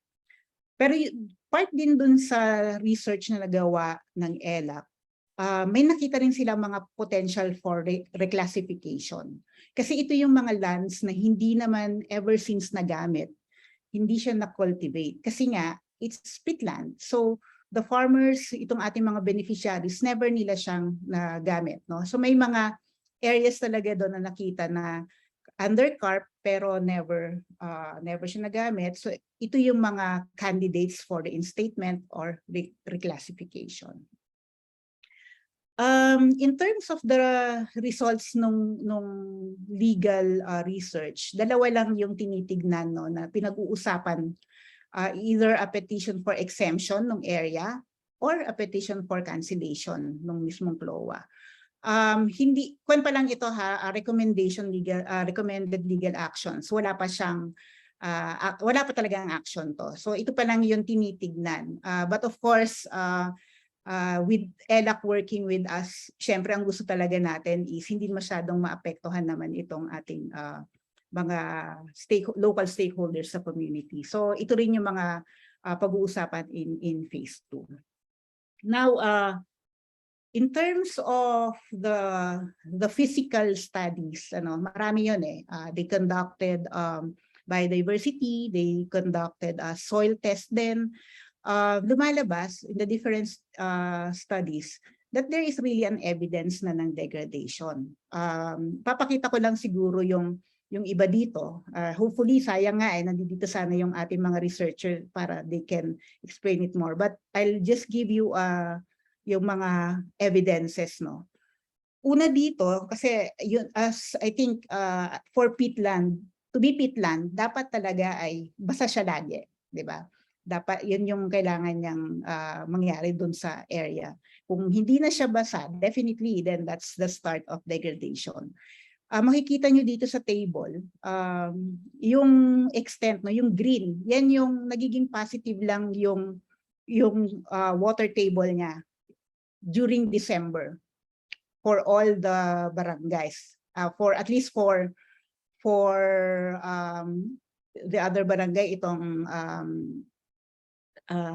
San Isidro, kasi yan yung pinakamababa kaya until February. Pero itong Tabanguhay, yan yung pinakamataas among the 4 barangays. So makikita nyo from this na mababa na rin talaga yung water table, except during December na usually kasi sa weather ng Leyte, nandiyan talaga yung bagyo, no? At saka dyan din talaga yung ulan.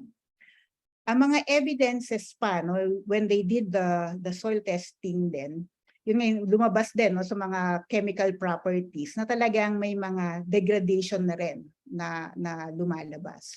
And another evidence that the studies showed, yun din dun sa pit water din, no? Although lumalabas siya dun sa kanila na kaya pa naman nasa class C pa naman, no, yung pit water na in terms of when they tried to test, no, nasa class C pa rin naman siya. So pwede pa rin siya for fishery water, for recreational. At actually, sinasabi nga nila baka pwede pa rin for agriculture. Tapos ito isa pang evidence, no, when they did naman the study dun sa mga macroinvertebrate, no, lumalabas din na very poor na rin yung based dun sa mga index, no, lumalabas talaga na very poor na rin yung condition. So yun, however, based on other studies naman, kahit na may degradation, yung sub-peatland, may positive indications din naman. In fact, yung forest niya, nag-exhibit siya ng high species richness, no. Ito yung mga nakita doon sa study. Doon, no, nakita nila itong isang critically endangered, itong blue-naped parrot. So meron pa siya, nandoon pa siya, no. Ang hindi lang kasi nagawa for this specific study is yung may time siya, no. Hindi siya, so it's just identification pa lang. I think that would be the future study that BSU plans to do. But at least yung nandiyan pa lang itong isang endangered species is a good indication na rin, no? Meron pa ang lumabas. So aside from the blue-naped parrot, itong Philippine duck, talaga naman nakikita natin yan, no? Pero maganda dyan, marami pa rin sila, pero we need another study para makita talaga rin yung population nila. So this is, itong dalawang to yung mga nakikita na nandoon pa sa area and spells din na yung biodiversity ng Sabah. And here is the sample, no, nung mga nakita nila na ibon. Marami siya. Actually, lumalabas na 67 birds, no, yung nakita nila. 12 are endemic species, 13 migratory species, pero 4 yung threatened species. Na ito yung nakalagay dito. Itong Philippine duck, itong Rufous hornbill, yung blue-naped parrot, at saka itong pita, no, sure pita. So ito yung talagang pumasok sa threatened species. So aside from that, ito naman din yung makikita mo, ito yung mga nakita nila, no, na other mammals sa area. And in fact, sabi ito nga, new record daw sa Leyte ito, no, yung gecko, no, na first time din nilang nakita, pero sa Panay lang daw dati nakita ito. And now they have seen this in Sabah. Now, in terms of yung sa fish naman, unfortunately, marami yung mga non-native na actually invasive nga yung iba, no? So ito yon, yung mga nakikita nila doon sa kanilang areas, lalo dun sa mga mangingisda, no? Kasi marami rin mga nangingisda doon. So in terms of the species niya, sabi nga medyo high yung endemic endemic species sa LSBP. Now in terms of the trees, no, the floristic composition, lumalabas na may 8 families at saka ito marami siya, no? Pero ang marami talaga diyan is yung lanipaw. Yan talaga yung in terms of the number, so far yung lanipaw yung mga nakikita. So ito yung may tagpok, may bilwang, hinunga. So yan yung mga nakita in terms of the number. So basically, dun sa may technical studies, lumalabas nga na may degradation, but still, sabi nga nila, in terms of the biodiversity, worth saving pa rin talaga ang latest because of those presence of those species. Now, in terms of the socio-economic characteristic na study rin na ginawa ng VSU, ito yung lumalabas. Maraming mga migrants, no, na pumasok. Tapos in terms of the economic situation, relatively poor. Tapos makikita mo talaga may mga temporary housing and mga smallholder farmers talaga yung mga nandoon. At ito pa, and which the ELAC study confirmed, marami talaga yung mga non-farm owners. In fact, unfortunately, marami na rin, no, yung mga nagbenta ng mga carp nila, no. In terms of the solid waste disposal, poor din yung kanilang practice. And then in terms of the practice, no, in terms of their agricultural livelihoods, yan, they practice slash and burn. In fact, nagiging cause din yan, no, minsan ng fire, no, doon sa area. And ang marami pa doon ngayon is, I think nabanggit ni Sir Jerome kanina, yun nga yung outside of the area, marami na rin yung mga other threats na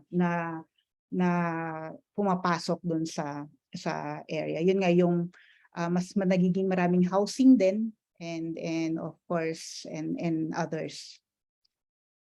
So in terms of ito yung mga kinukuha, tinanong din kasi sila, one of the study is what are the resources that the community usually gets, nakikuha doon sa area, no? So of course the rice, dahil there are a lot of rice in the peripheries, no, rice land. And of course the fish, mataas din yan.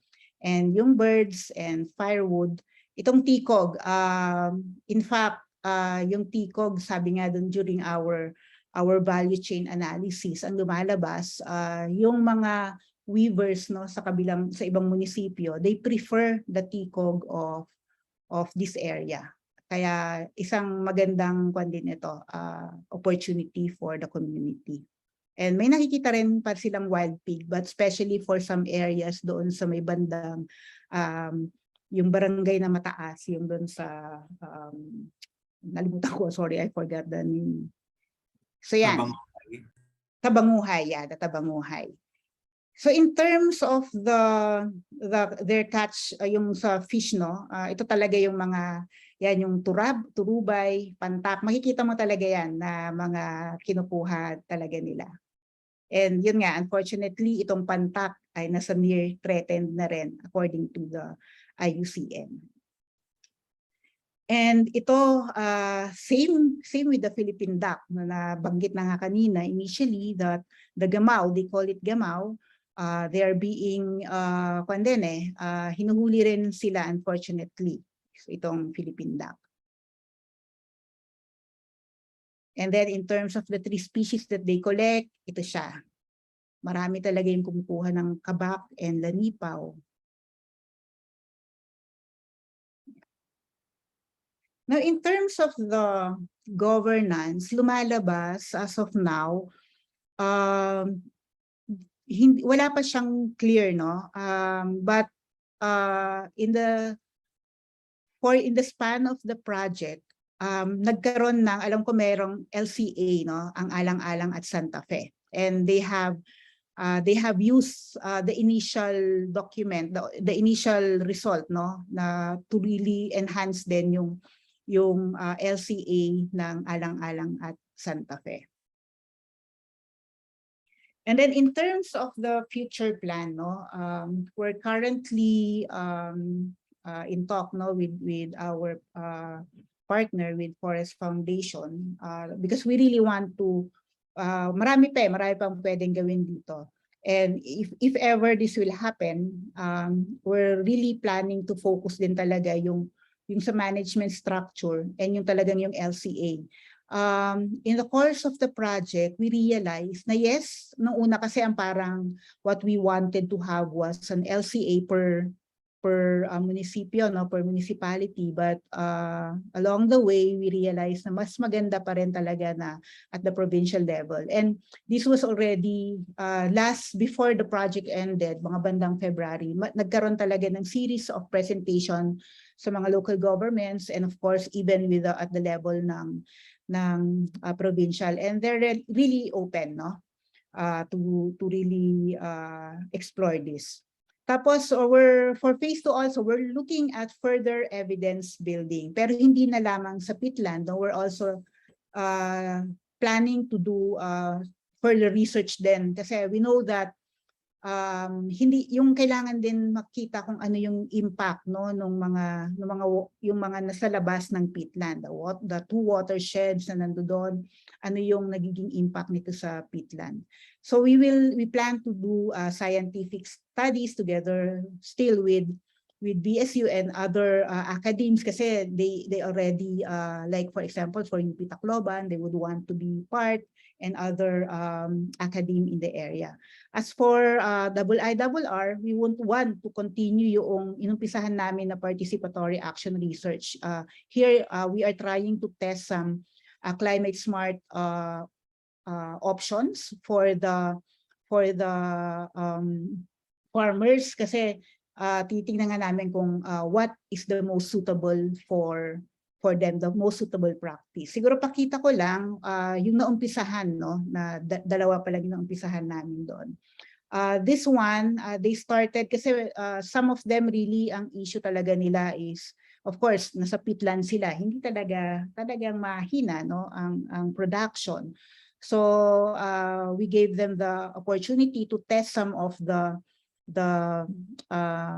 varieties, no, yung karamihan dito ay galing din lang sa atin sa ating research, so from the field rice, no, so they tested this. So far ang lumalabas talaga dito yung mukhang yung RC400 ata yung tinitingnan nila. And then this one, itong nasa kabila, a few siguro mga 3, no, na farmers are trying to do this approach din naman into farming. Ito yung at least I think this kind of farming, you can already see this actually in the peatlands, kasi in the area nung kung saan yung covered ng ating mga kasama sa bandang langit, ano, I think they have may ginawa na nila ito, pero I think that was done as parang mas institution siya, kasi tinulungan, dahil ito yung ang mga gumawa nito yung mga group from the Iglesia ni Cristo. So itong ginagawa na ito ng 3 farmers is more of from household level, if they can do it themselves, no, without any other parang assistance. So ito, gusto rin talaga namin balikan to, but so far lumabas naman doon sa action research that yes, they can do it, pero talagang the labor really is malaki, no, yung labor for this. So that's the plan for if we will have that phase 2, is to continue the evidence building. Now, nabanggit ko nga kanina, we have started also our work in Tanag, Ilaya, no, in Lopez, Quezon. But this is in partnership naman with WRI. No? This is just a short research project that we are hoping that na magbibigay din siya ng initial na patuloy na initiative for this area, because we've been in Quezon for the past decade na rin, and this is our first time to scale dito sa dito sa Lopez. So for this this research basically is to determine na hanggang saan yung extent ng peatland, and so far based dito sa mapa talaga namin, kung titignan mo malaki siya we still need to measure, yan pa lang yung inaantay namin, but so aside from mapping, we have started to collect the soils ngayon, nabanggit ni Sir Jerome. My third, actually this weekend, we're trying to collect more para to makita siya if it's hanggang saan talaga yung extent ng area ng peatland. But so far, what we did here was to dalawa yung aming methodology, yung nabanggit kanina ni Sir Jerome, yung sa ignition, lumalabas na may mga parts talaga siya na peatland pa rin, and others are like peaty soils. Pero yung dun sa laboratory, medyo mababa yung lumalabas. So we have to ensure na makakuha talaga dun sa may part ng gitna, and that would be the next action for this research. But in terms of the plans for this project, actually sabi nga namin, kahit new siya, this is an exciting programming for IRR, kasi nakikita rin namin na importante itong ecosystem na ito. So for the next weeks, we will finalize the research, pero we would also want to explore further study, pero this time talagang in partnership na with LGU, with the community, and of course with the DNR. Because the good thing, just last week, we were able to have that MOA with DNR 4A to really do collaborative work in the region, and we're looking at this dito sa peatland, kung paano pa yung how we can work together. So yon, I think for our institution, we are excited with this new programming, and we're ready to collaborate para mas makadagdag pa sa knowledge on the peatland dito sa Pilipinas. So magandang hapon po sa lahat. Thank you.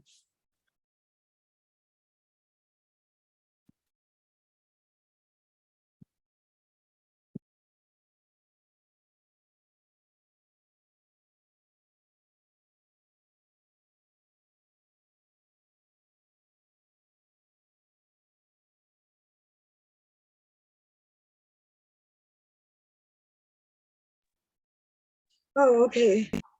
Ayaw pumasok yung nakamute pa din ako Can you hear me now? Yes, Miss Marie.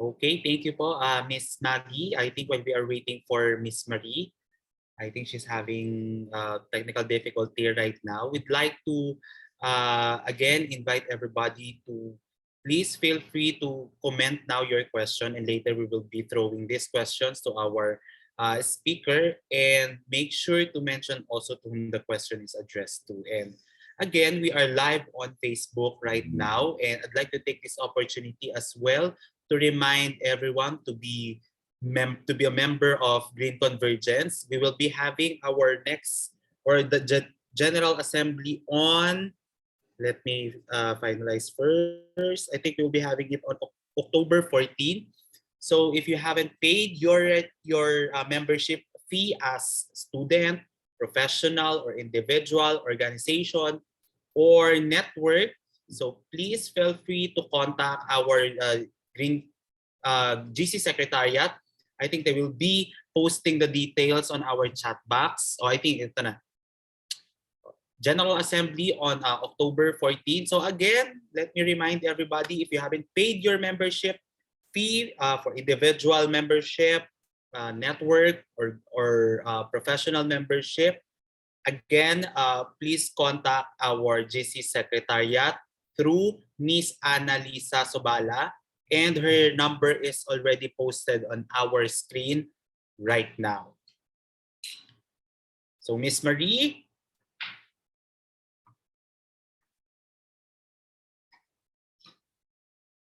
All right. Once again, maraming salamat po, Ms. Maggie, for that presentation. We will now move on to our next presentation. Our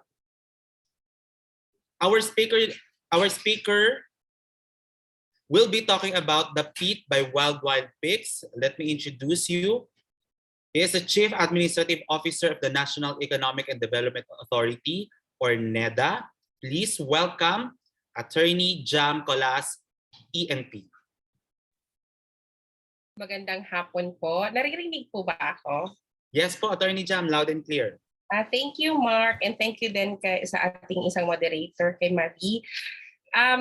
It is our honor not to be part of the Kamayan. It is also our first time.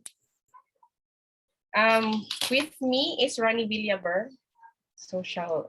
Ay, nawala. Wait. Habang hanapin ko lang yung presentation, ha?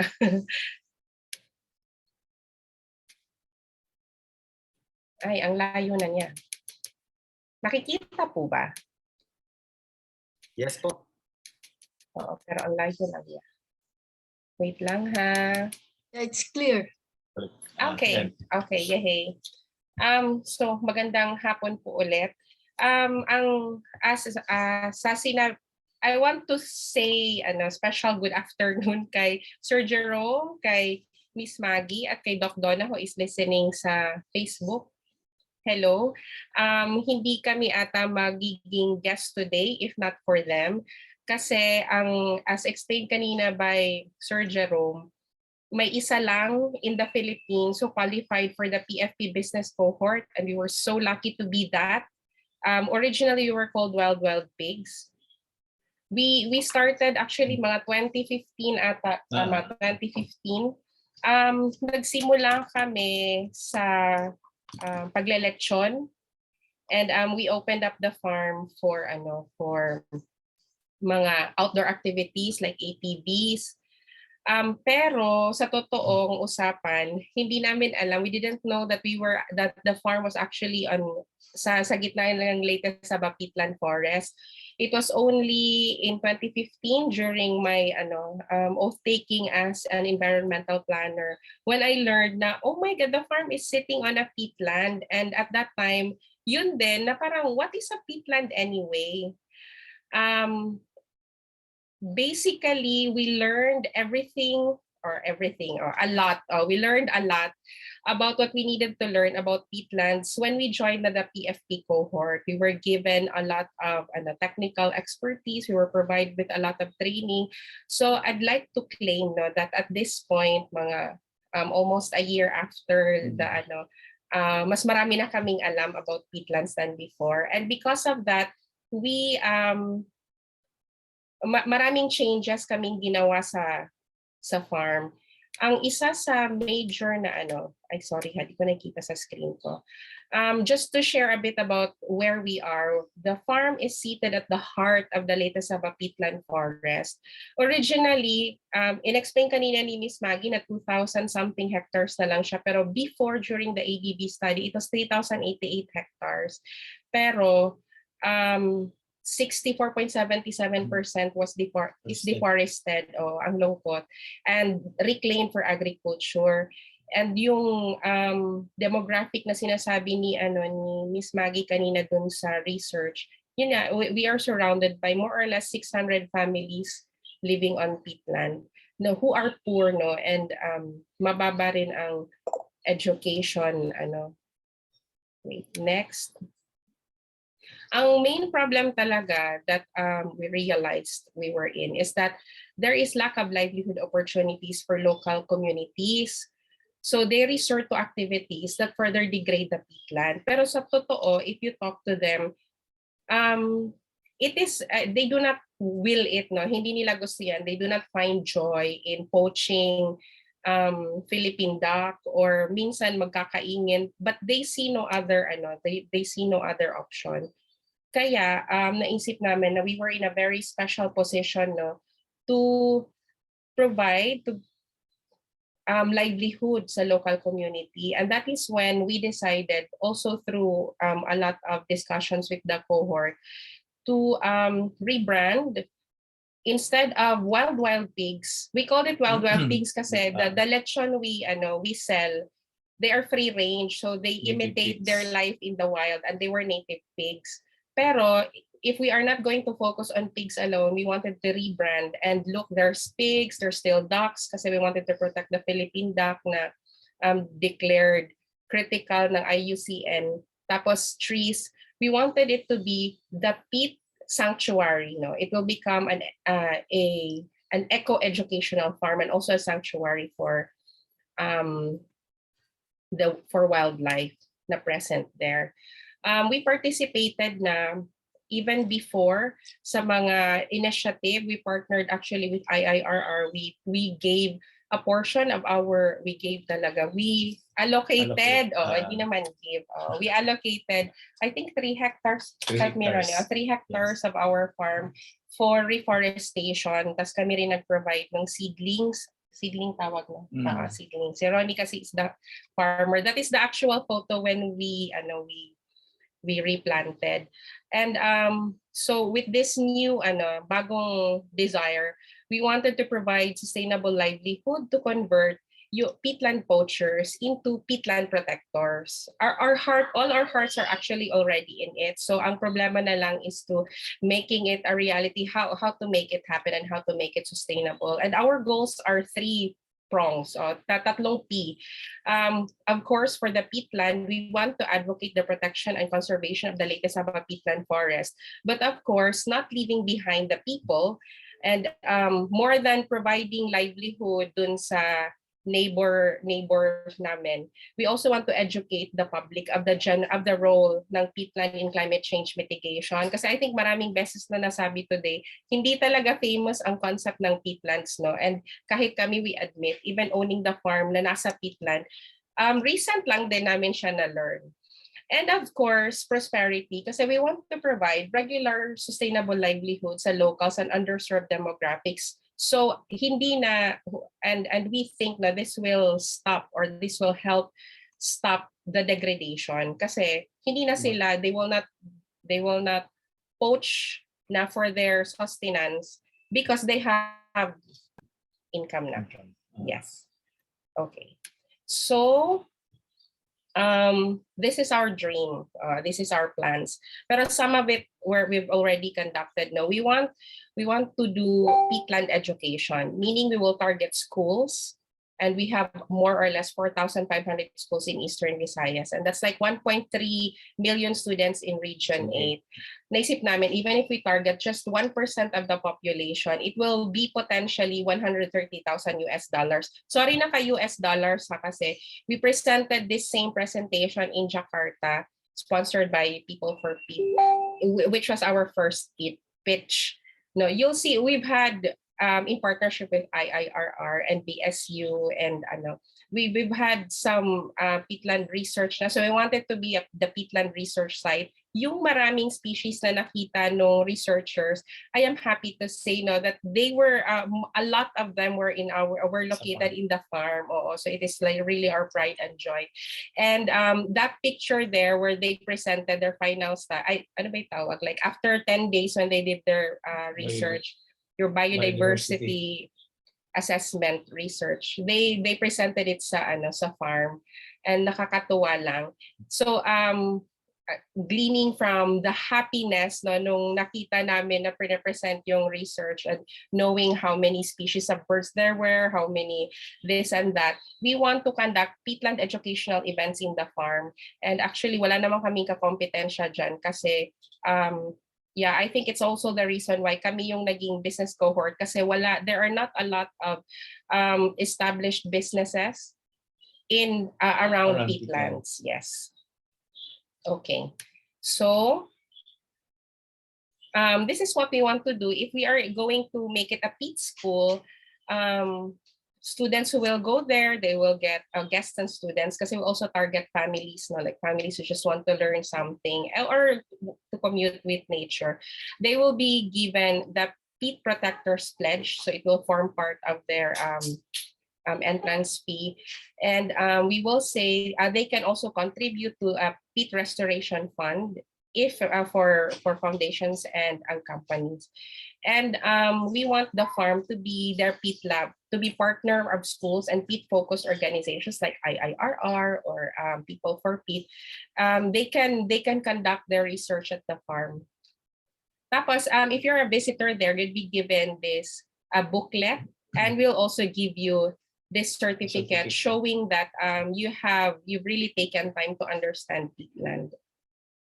And hopefully, hindi lang understand, promote then, help us promote and conserve peatlands.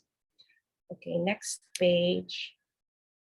The next market opportunity for us is to be what we are actually now, a farm. Pero we're still working on being a sustainable farm model, but in the area we want to be the model farm to show that it is possible to farm and not harm the environment. Currently we have this is not so currently no kasi nagplant na rin kami, but previous to our presentation in Jakarta last May, we earned mga 15,000 pesos per month in sales for a half hectare lang kasi parang proof of lang yun concept. And even sa maliit namin na harvest, we're able to provide to 30 plus food service or market stores kasi we have a contract with Andox and they allow us to sell our produce to them. So naisip namin, Undox is really not yet, I mean, I think everybody in the room knows Undox, no? So hindi pa sila saturated and they can accept more. Actually, kinukulit pa nila kami na parang, eto lang, bakit eto lang? So naisip namin, no, there is, if we take this seriously, plant in, say more or less 5 hectares, we have a potential income of $32,000 US. Yun. Isa pa rin na we need to do on this front is to have the farm accredited as a farm learning site. But siguro it will come when we have really established na. But it's in the pipeline in our program. I think this is one of our plans na dapat ma-attain namin in the next year. So this is what we'll do in the farm, and that's in the small pictures you'll see they are our real harvest and real plants. We'll do as we are doing now, natural organic vegetable farming that won't harm the peatland. So that's the most important thing. And diba we already have pigs and chickens. So dapat their meat will be organic meat. So we can sell them as organic kasi in Eastern Visayas, hindi marami ang mabibilhan mo ng ganyan. And ensure sustainable demand ng farm to market linkage. Okay, but we are fairly confident na marketing won't be our problem. At the moment, ang sa assessment namin, ang problema namin talaga is production kasi marami namang gustong bumili sa amin, nagkukulang lang kami ng binibenta. Diba? Sige. Sabi ni Ronnie, yes. Okay. Ay, bumalik. Yung third is to be an ecotourism, an adventure ecotourism farm. But hindi siya yung mga those activities that do not harm the peatland. Binawas na namin yung pero naisip namin baka hindi na kasi before, nagpo-provide kami ng guests to go there, they can rent the ATV.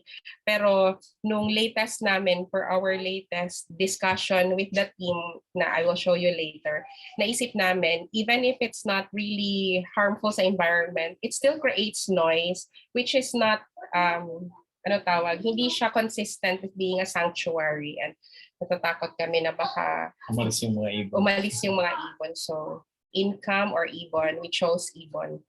So under this package, with guests going there can do horseback riding. We have Marvel, that horse.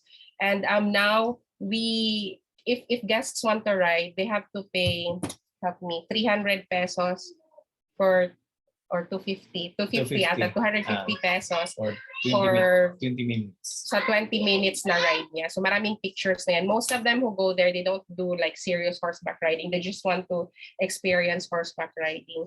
So we've had more or less 1,000 visitors in 2021. Kung halimbawa, we charge entrance fee, kasi nung original di kami talaga nag-charge ng entrance fee. Tapos naisip namin, we will charge na now, no? If we charge $5 per, tapos magbebenta, hindi $5, 50, tama, $1, tapos $1. bibili pa siya ng buko and everything. So average revenue natin per visitor is $5. Ang potential revenue is, for 5,000 visitors, is $50,000 US.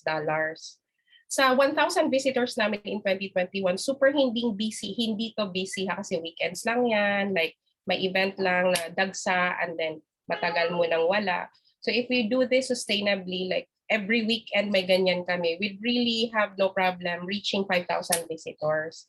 So yan, we'll do this through ecotourism packages in partnership with LGUs, hotels, travel agencies, especially those na specializing in ecotourism. Tapos parang dumadami naman, mas because of COVID, mas umuuso ang outdoor. However, we need to put in more infrastructure. So gagawa kami ng mga pangarap namin. At this point, naghahanap kami ng funding to ng pera to fund these projects. Pero nafe-feel naman namin ni Ronnie na malapit na. So we want to put a peat pavilion, a peat walk, so visitors can experience talaga latest sa peatland. They can walk through the and a watchtower. The watchtower will double as crime prevention. Bawa makikita na ng kung may naghahunt, so pwede na silang naisip ko waray-waray. Sawayin. Sawayin? Ang hirap mag-Tagalog. Sorry. Feeling ko naiintindihan nyo naman. And then guest pods. So guests can stay overnight comfortably. Ngayon, nagpapastay overnight naman kami, but rarely though kasi pero through tents lang, like yung outdoor Pero it would be nice if we can have guest pods. Okay. So eto, what you can experience, yan ang example ng ng tent. What you can experience in the peat are, you can eat, of course. Yung mga ino-offer namin na food are yung mga native chicken, mga free range, so yun yung inisip ko. So healthy. And ang tawag namin ay slow food. Slow food. Snacks is kamote. Mga ganyan. Healthy. Hindi siya fast food.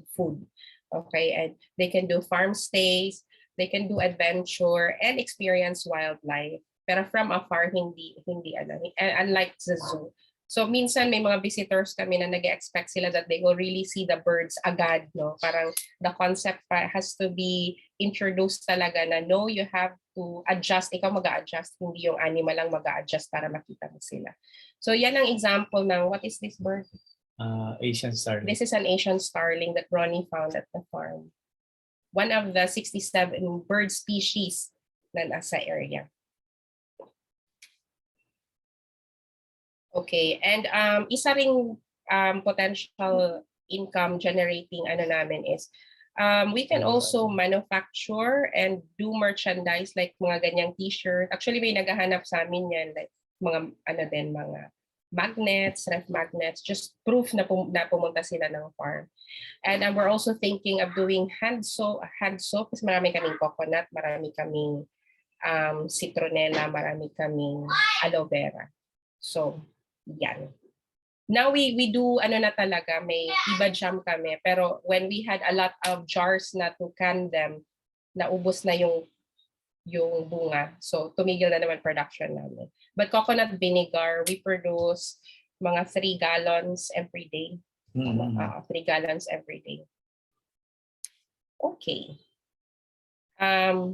So,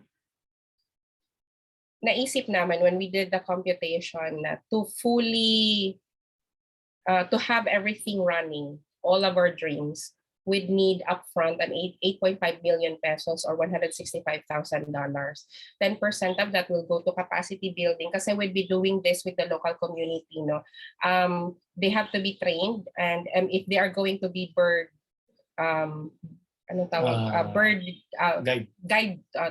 guides. If they're going to be tour guides, they'd have to learn a lot muna, like name of the birds, their characteristics, etc. But a big portion of it will go to like 80% to key infrastructure, nung pinakita namin kanina, and 5% to technical assistance, and 5% to marketing and operations. So far, what we've achieved, no, yun na nga, we partnered with IIRR and other to plant 3 hectares with native tree seedlings. And when we started opening the farm, I think that was like before lang the pandemic hit, we've had more or less 100 gatherings na we catered to. So may practice na kami, alam na namin. Together with the local community, alam na namin how to serve food, cook for them, ganyan. Yung mga, yun. And so far, we've had 20 employees na residents din of the peatland. Now, if we get the funding that we want, this is our, we think that we'll be able to attain the following. We'll be able to convert 100 duck poachers into peat protectors. Kasi sila na mag-tour, they will be tour guides, they will be servers, no? And provide livelihood to 100 families in the locality. And we also think we can easily talaga, 100,000 pledges from people oriented on the role of peatlands and climate change. So we'd go around schools or we'd invite them to the farm para ma-experience nila what peatland is. And yesterday, naisip ko nga when I was discussing this with one of my colleagues, dati kasi the peatland was marked as wasteland lang. And I think that is how people recognize it, the vast area, they just call it wasteland. So a wasteland that is doing work for them silently. And we want to reforest 10 hectares then with native trees. Ito lang, this is an illustration of if we get fresh funding, no, we estimate that we can get a target monthly revenue of 1.25 million per month. This is per month. 43.3% of which will come from peat school, 12% from the peat farms, tapos 33% from peat experiences or our visitors, and then our products like yung vinegar that we sell and iba jam, etc.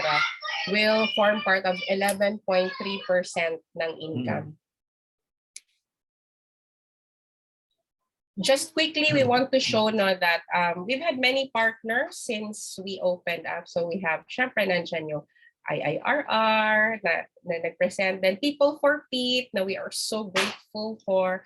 Pati rin yung mga partners nila like Weavers, yung ELAC, but also sa Academe, DSU, yung UP din, they've had their sessions like this with us. Tapos, that St. Therese, may mga nag-OJT na rin sa amin. And lately, binisita kami ng Knowledge Channel. They'll be doing an episode on Pitlands. Also, we were so honored na naisip nila isama talaga ang wild pigs. I mean, the peat na pala kami ngayon. Oo. And syempre, partner namin ang Barangay Local Government Unit na where we are, Barangay Divisoria. And we are in very good working relationship with the mayor of Alang-Alang, where we are now, pati rin ng DA and ng PCA. We get kung if they have projects, we're able to avail of these projects. And I think this is the last slide. I just want to show you the core team. That's me and Ronnie. We are partners both in life and in business, no? But I also work full-time sa NEDA, thus I'm the Chief Admin Officer now. But full-time, Ronnie works, yan talaga ang buhay ni Ronnie sa farm. He's had 16 years of experience. Marami din siyang farm na although ang educational background niya is he graduated in University of Cebu sa commerce, major in banking and finance. Oo, nakakatawa lang. Pero ang buhay ay nilagay siya sa farm. Okay, and together with us, we have a science officer. He is a science instructor and research project manager ng maraming researches then funded by DOST. And ka-work ko din siya sa Tinker House. He also teaches sa UP. We call him science officer kasi whatever we have and whenever we have decisions where involving the protection of the peatland, we approach him. So he is that man. And our marketing officer who made this beautiful presentation is Mitzi Sabando. Sa likod makikita nyo, those are the families we've worked with so far. Now, this was taken in one of our Christmas parties. Although we hope to increase the population so that increase the population of the people we can employ in the farm para mag-matter siya talaga in the preservation of the peatland. I guess that's all. Showing you lang pictures of things that has happened in the farm. I think that's all. Yung iba, mga pictures na lang yan talaga. Thank you very much for your time. All right, maraming salamat, Attorney Jam and Sir Rodney. Very informative, and maybe later I'll be giving also my comments and remarks about your presentation because it's really interesting for me as someone who came from ecotourism and farm tourism industry as well. So I have many comments and remarks as well. But maybe later I'll be giving all those comments during our open forum. Meantime, again, thank you to all our speakers. Before we proceed to our part 2, which is about open forum or question and answer, I'd like to invite everyone to please open our camera for our group photo, our mandatory group photo. And Miss Mary Beth will take the lead. Miss Beth? Yes, thank you, Sir Mark. Thank you so much to those who joined us today. So, while waiting for the others, we'll just remind you that this photo will be posted to our Green Convergence Philippines FB page. Yeah. So I think we're ready now. So put on your sweet smile. 1, 2, 3. Hold on. Wait lang po. One more shot.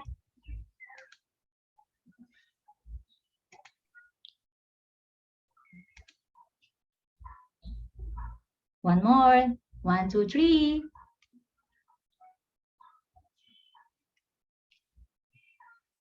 Thank you po. Thank you so much, Miss Beth. And again, these photos will be published on our Facebook page at Green Convergence Philippines. So please follow our FB page. And that ends our part 1 of our forum. We will now be moving on to our part 2, the question and answer portion or our open forum. Miss Marie? I think you are on mute, Miss Marie.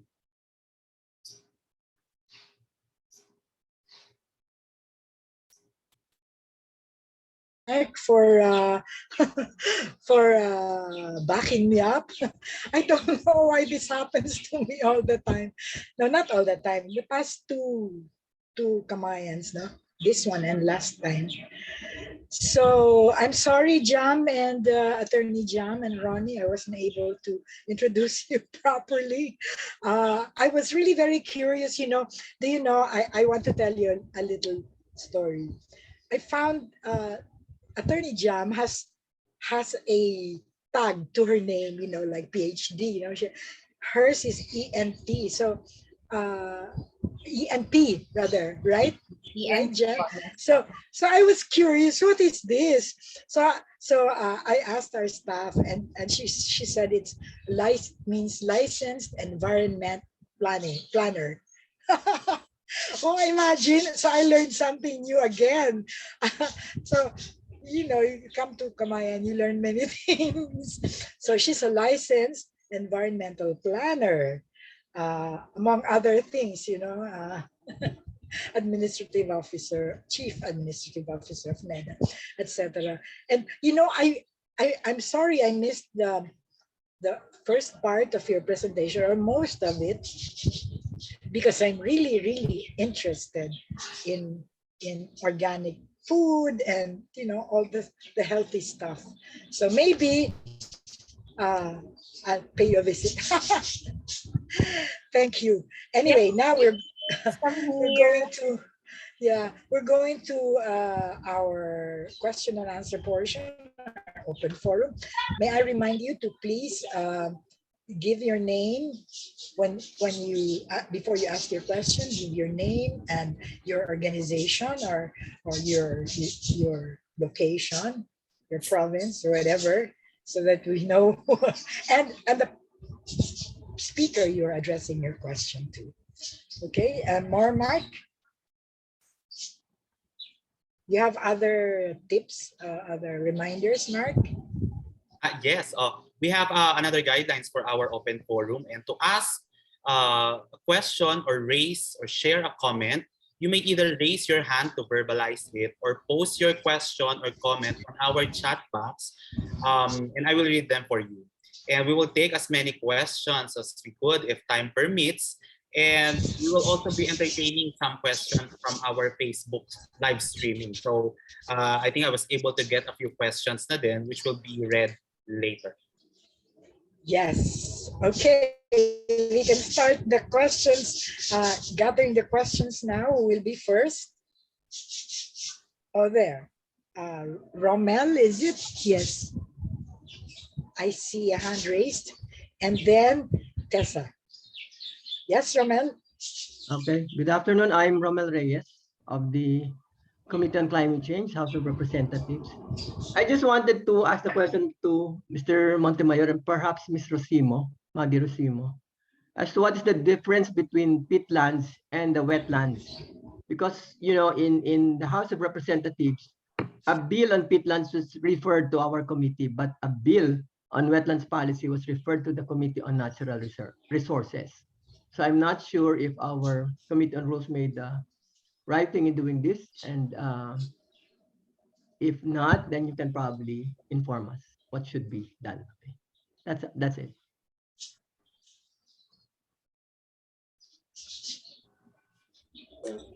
Okay. Tessa? Yes, good afternoon. I'm Tessa Oliva of Green Convergence. I was just wondering, since we say that in peatlands, it's hard to convert it into agricultural land. So if the farmers, after educating them, know this, are they open to be relocated? Or should peatlands be really unoccupied? I mean, is that possible? Or can fruit trees grow on peatlands so that that can be another kind of livelihood? And I'm also interested in maybe getting organic meat. Is it available here in Metro Manila from the wild pigs? Do you have a resource here in Metro Manila that can also provide organic meat?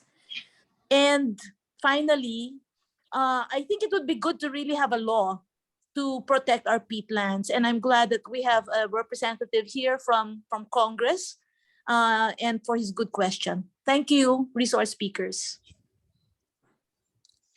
Okay, I see Dr. Galang's raised hand.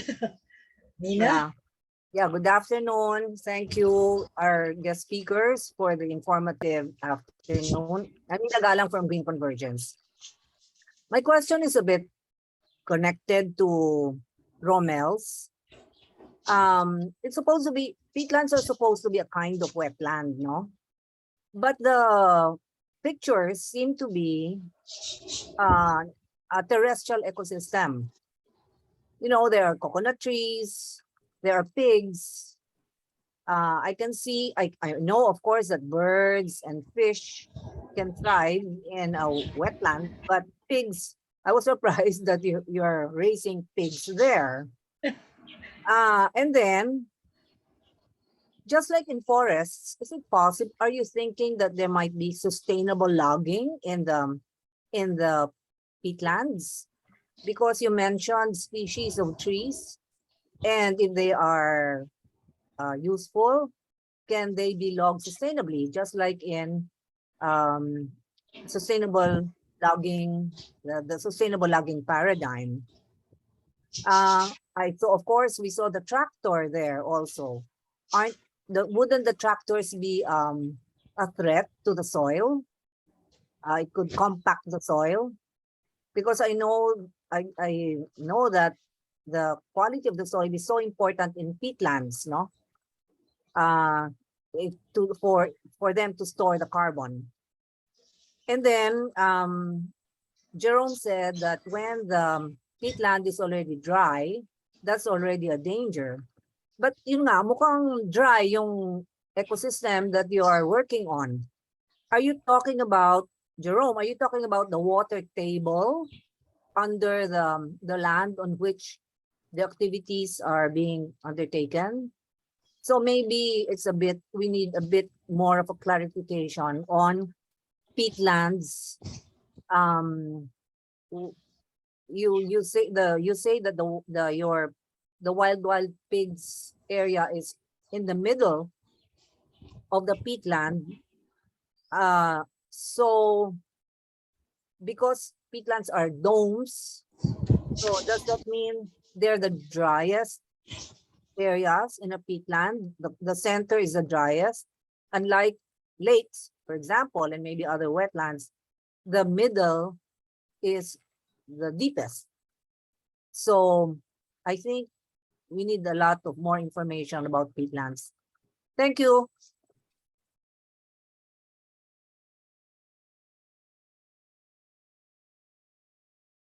Mark, do you see any hand? Or would you like to read from the chat box? I'd like to read a question from our listener from our Facebook. I think this question is addressed to Miss Maggie from Du Bis Lao. Why Palo Leyte is still not included in the list for Alang-Alang and Santa Fe? It also extends to the part of San Miguel Leyte. So I think that question is addressed to Miss Maggie. And the next question would be from Judah Aliposa.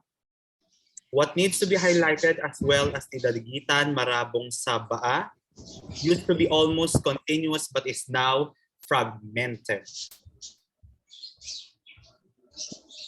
So I think these are the questions that came from Facebook, Ms. Marie.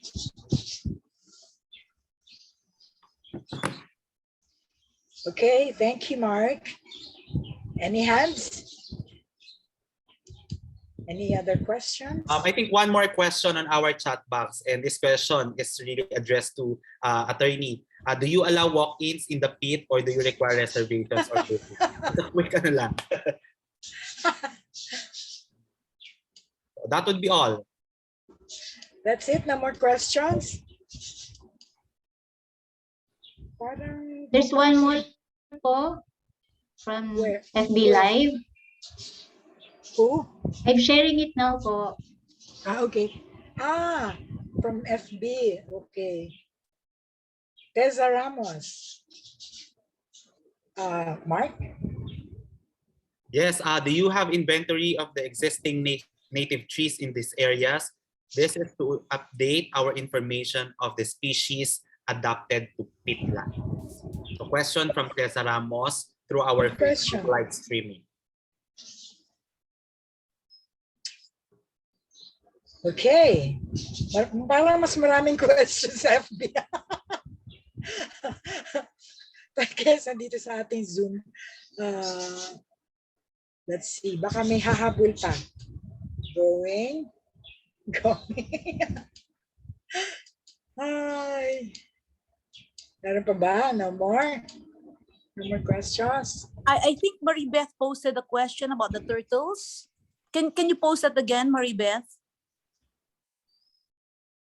Hindi ba yan nabasa? I'm sorry, nabasa na ba? Mark, di ba you read that thing about the turtles?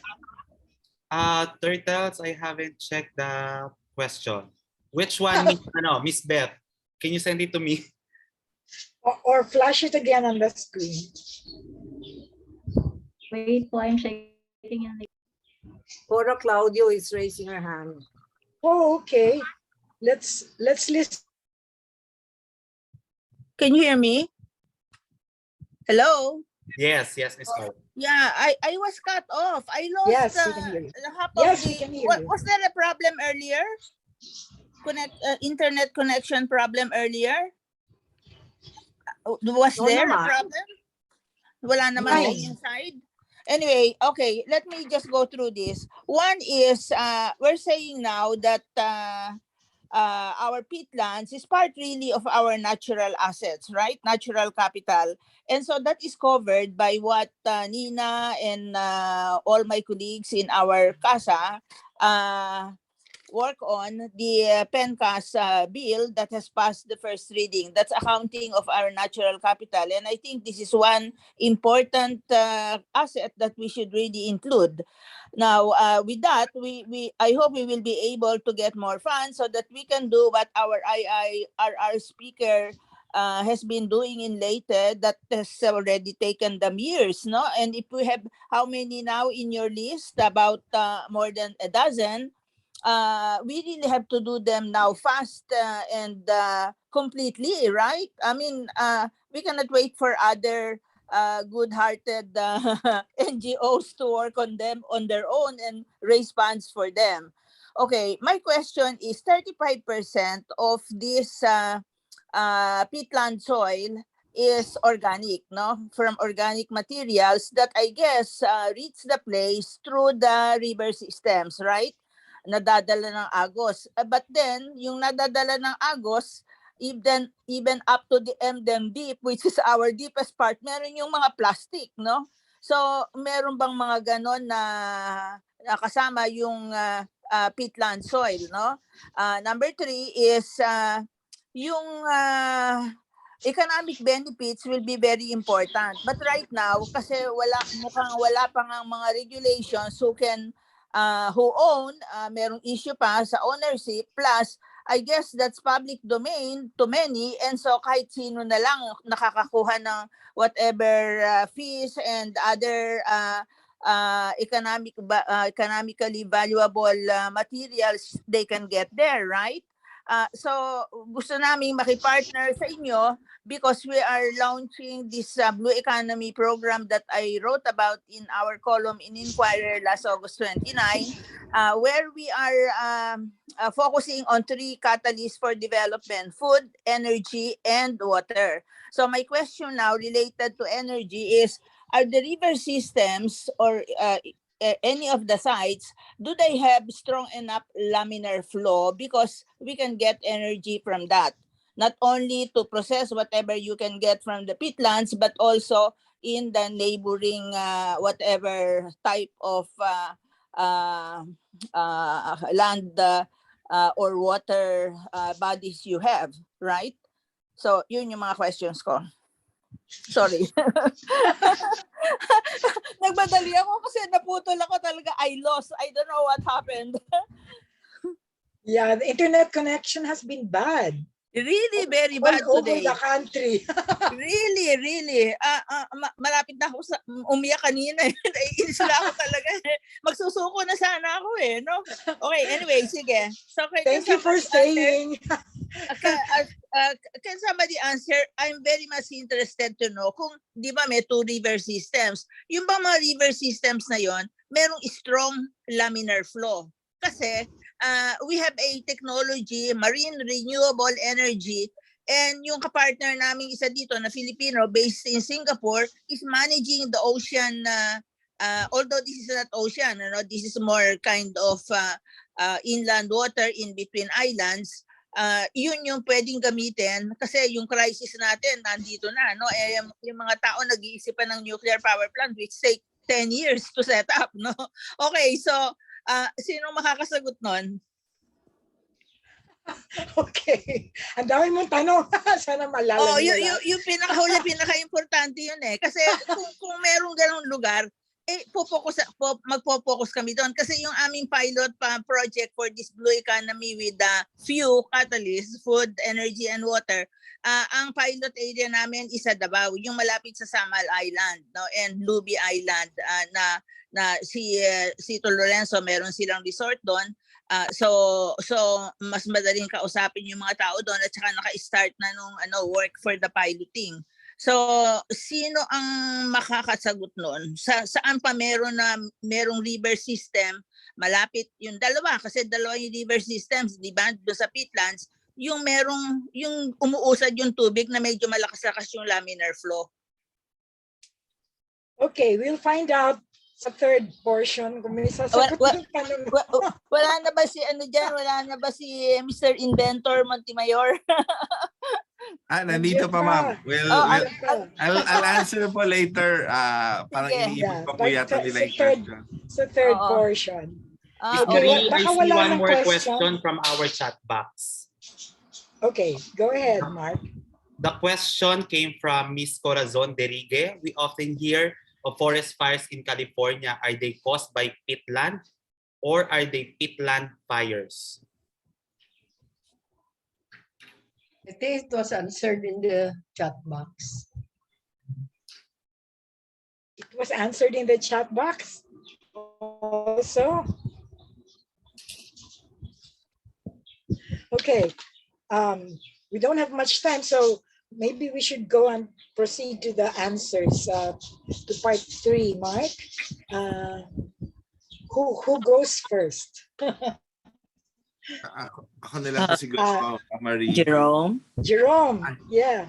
Yeah, Jerome. I'm Commissioner by Norhata Lonto from the Social Security Commission, and I'm with the National Council of Women in the Philippines. I'm a Muslim.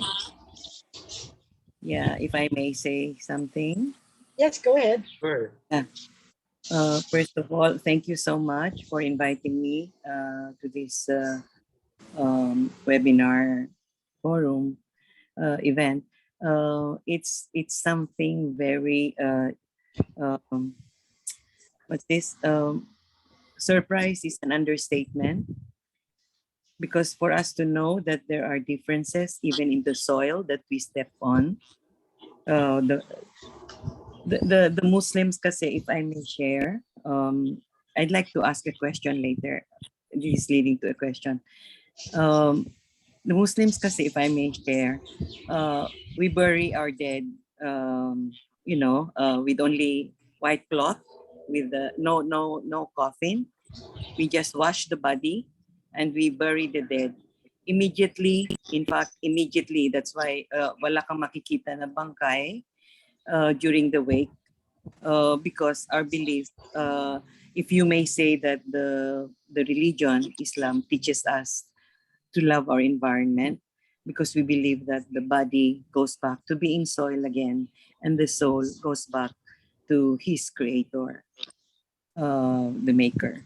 So, malinis talaga yung body before ibalik. Pinuhugasan, very thorough ang paghugas sa body ng cadaver bago ilibing.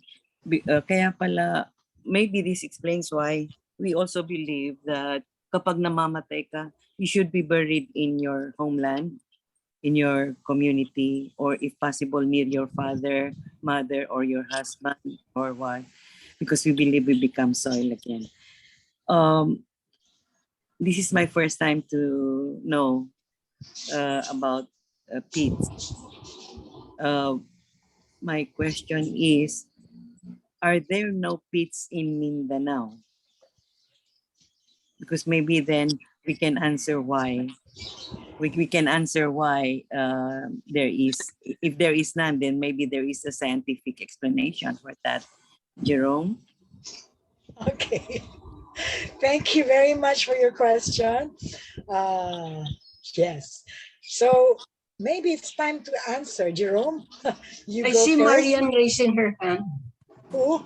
Marian is raising her hand. Are you raising your hand, Marian? Do you have a question? Yes. Okay, go ahead then. Sorry.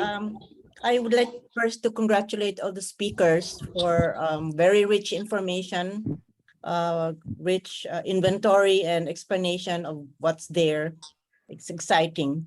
What I would like to do is to suggest the next steps, because I suspect that what you have is an inventory of everything that's there, including the socioeconomic status. But to be able to entice investors for ecotourism, as well as answer some of the questions about, is it really happening when some land is not dry? Is there really agriculture that's sustainable in rather wetlands? In some countries, that's not necessarily the case.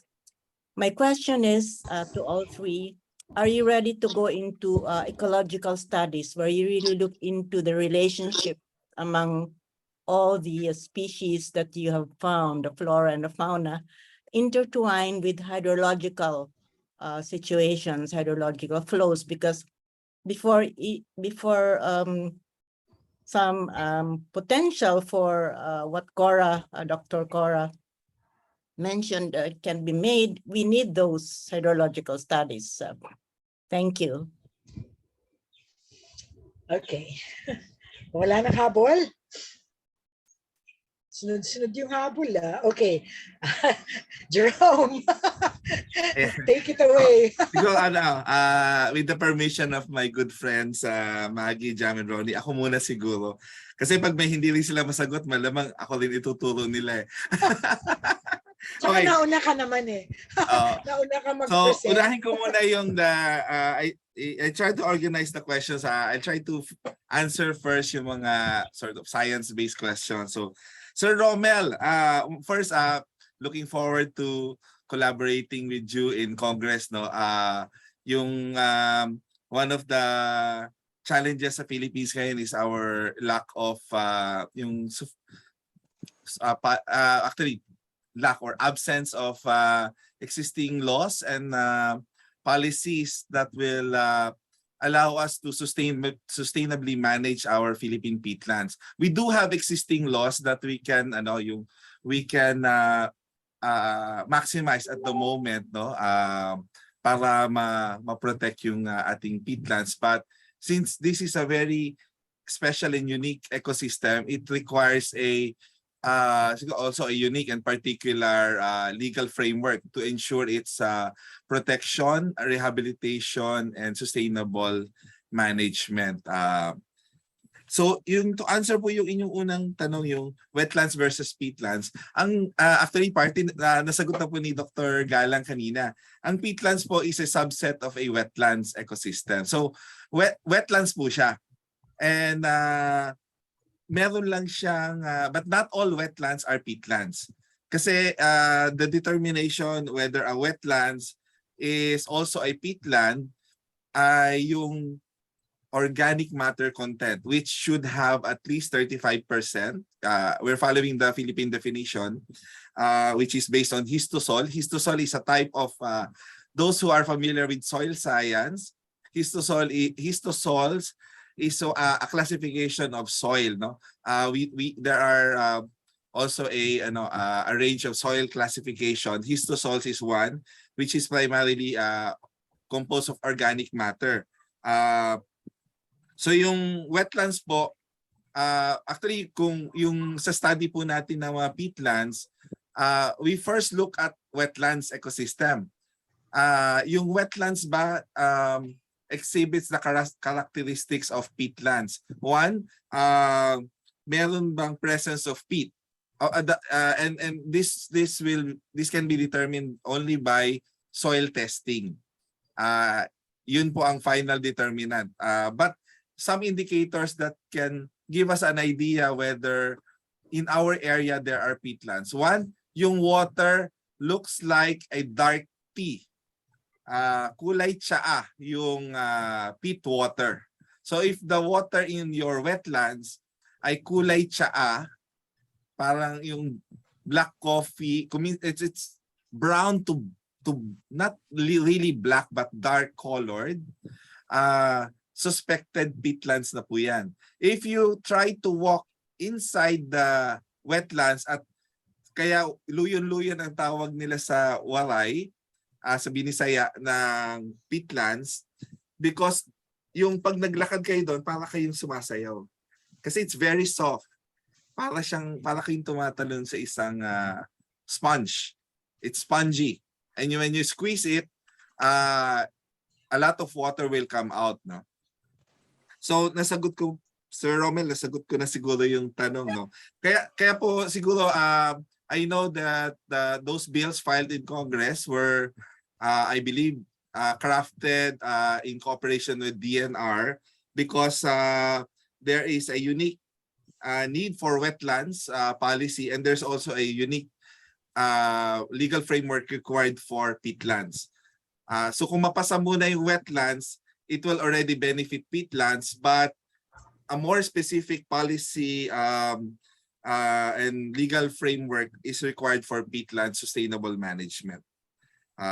Which, for example, yung mga but they would have some similarities. Tapos po yung Jerome, yes po. Yes. you must be laughing at my question kasi if there is a peatland in Mindanao. Ay, no po. No. There are. I'm saying that kasi Ligwasan Marsh, are you aware that Ligwasan Marsh is very rich in natural gas? Yes po.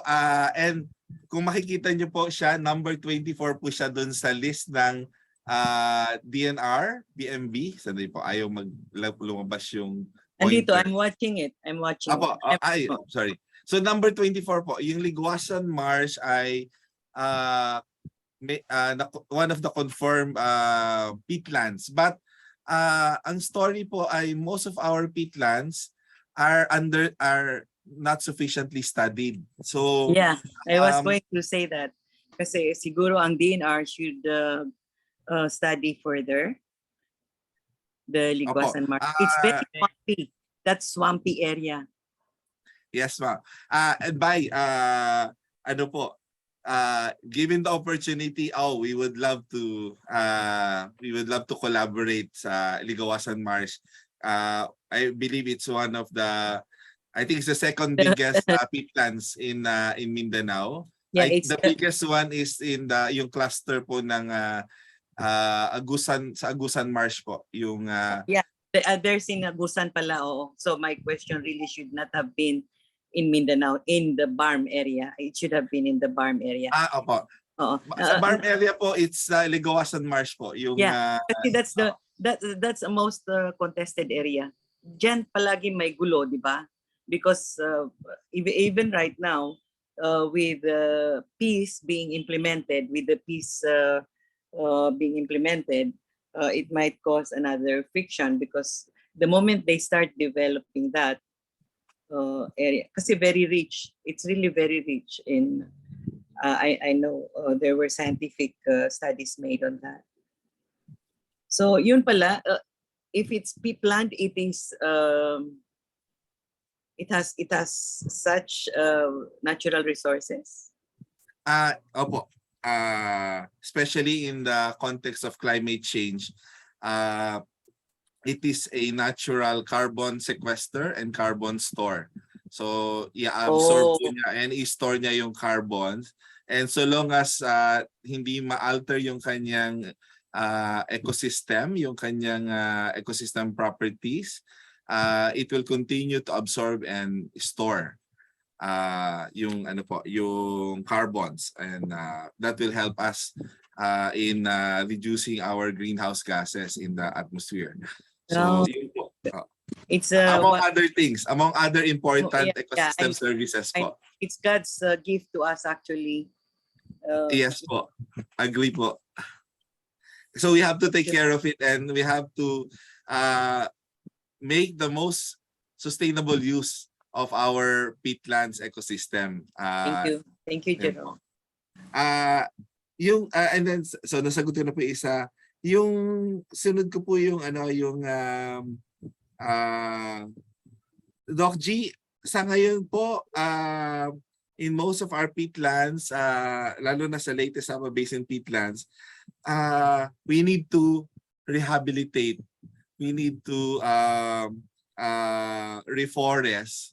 Kasi nga po because of inconsistent or inappropriate land use changes that took place since the 1970s, na clear cut yung peat swamp forest doon, and our proposed priority po dapat ng actors and stakeholders is to return the peat swamp forest in the latest Sabah Basin peatland. Yun po. Siguro, yes, Doc G. Yung area ng wild pigs, is that peatland? Yes po. Let me clarify po. Diyan, pa-flash nung slide mo where yung I think yung first slide mo where you showed the location of the latest ayan, okay po. But just to clarify, it is in the middle or in the heart of the peatlands, but it's no, it's not peatlands, it's a ridge.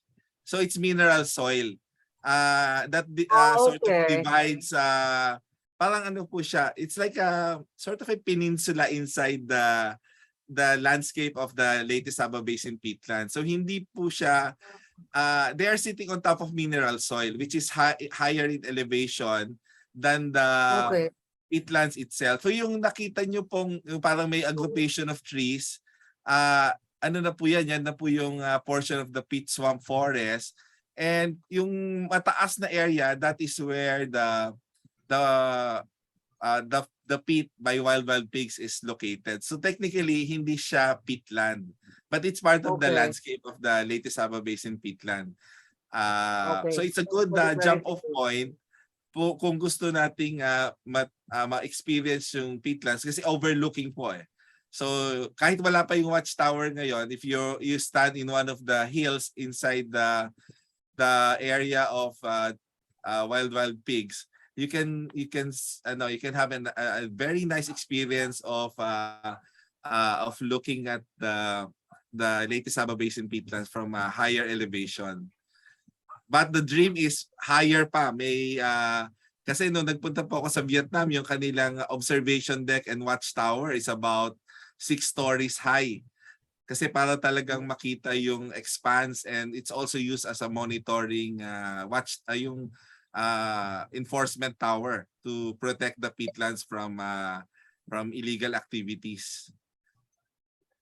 So yung po, at least na-clarify na po natin yung sa wild pigs. Ay, balikan ko na lang po ibang question later. Ipasa ko muna kay Maggie, Jam, and Ronnie for the questions addressed to them. Okay, sige. I'll just answer a few rin muna. Yung kaya kong sagutin.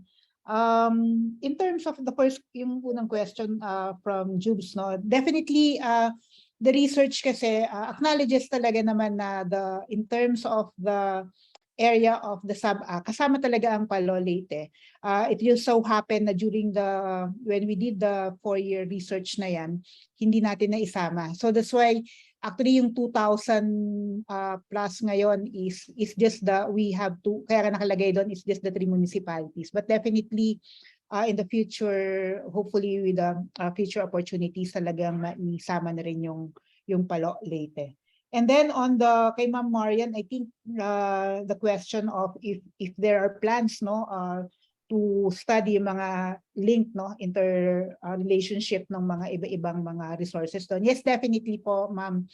In fact, our colleagues from the Visayas State University are already excited din, no, of yun nga, marami na rin sila naisip, no, after doing their initial research. Nakikita na rin nila kung ano pa yung mga possible research. And in fact, yung nabanggit ko nga kanina, there are also other academic institutions who are willing to sumama dun sa consortium in order to have yung richness ng mga studies talaga. And as I've mentioned a while ago, our plan also for if the phase 2 will continue ay we plan to have also a study rin outside of the peatland kasi we would want to see the impact of for example, the two watersheds around the peatland and other yung mga practices around the peatland. How does it affect the sab-a?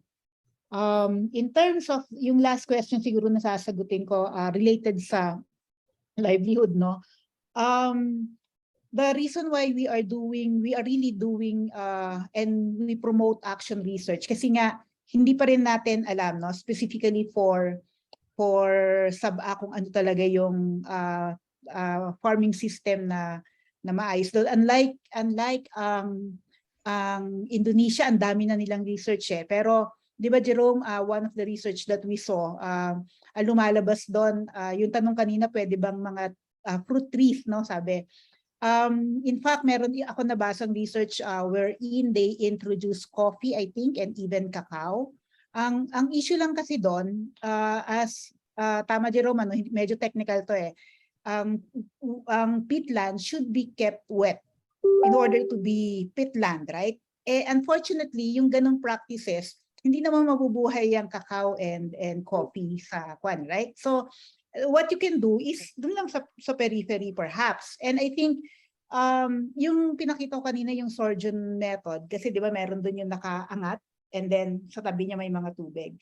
Possibly pwede siyang i-test papaya, yung mga ganyan. May mga nag-test na rin ng mga ganun eh. In fact, yung farmer natin, Jerome, no, na yung nag-par, they tried to put in papaya dun sa may raised bed.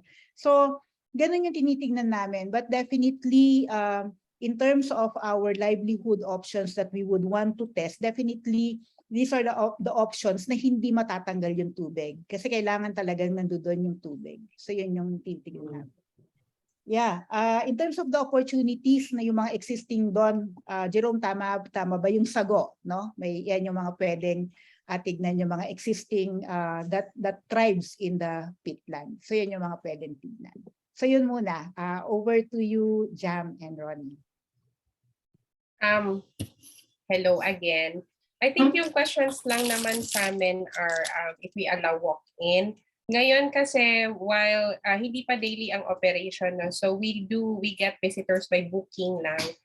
They message us in our Facebook or they call us and then binibigay na rin nila yung order nila kasi wala kaming masyadong stock doon. Tapos we do it with the community, tapos they visit na, yun lang.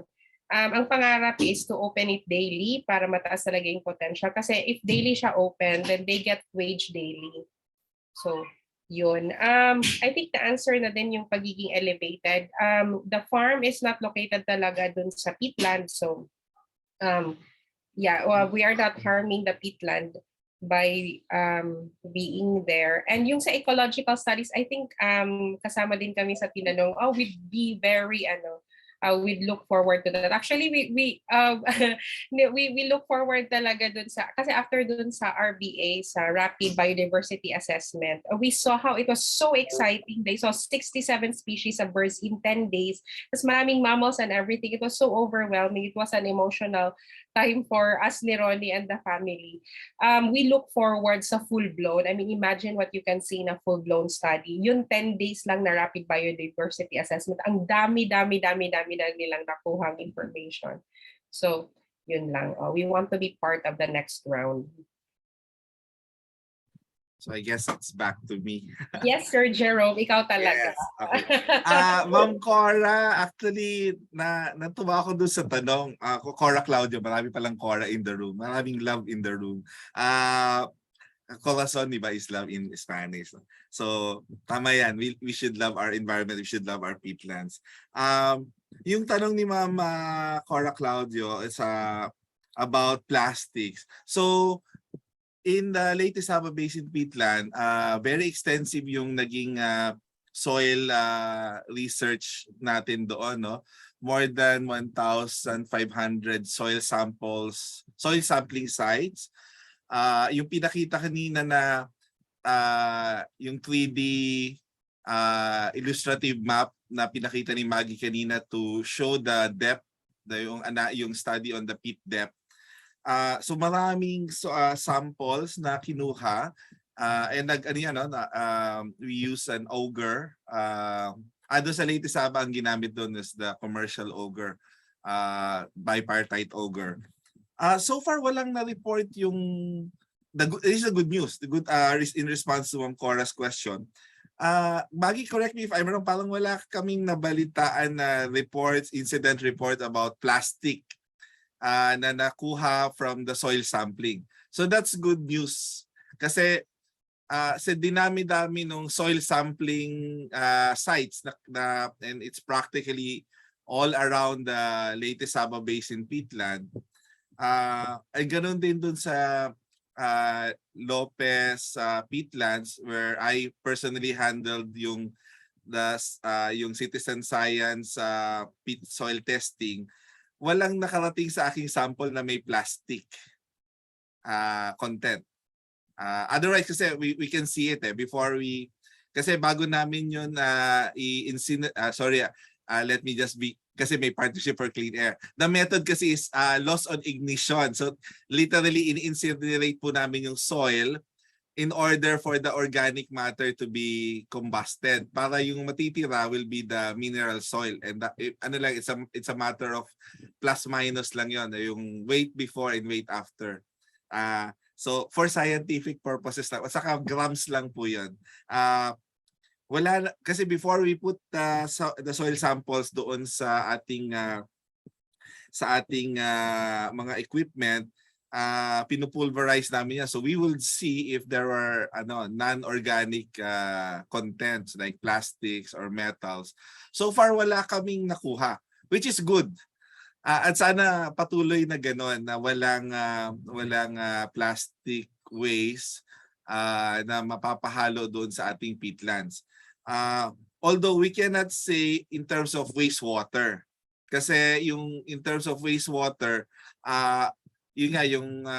kung walang mga proper wastewater treatment facilities, yung communities or yung ating localities, then all wastewaters will flow to the river and the river recharges the peatlands and the peatlands absorb those water.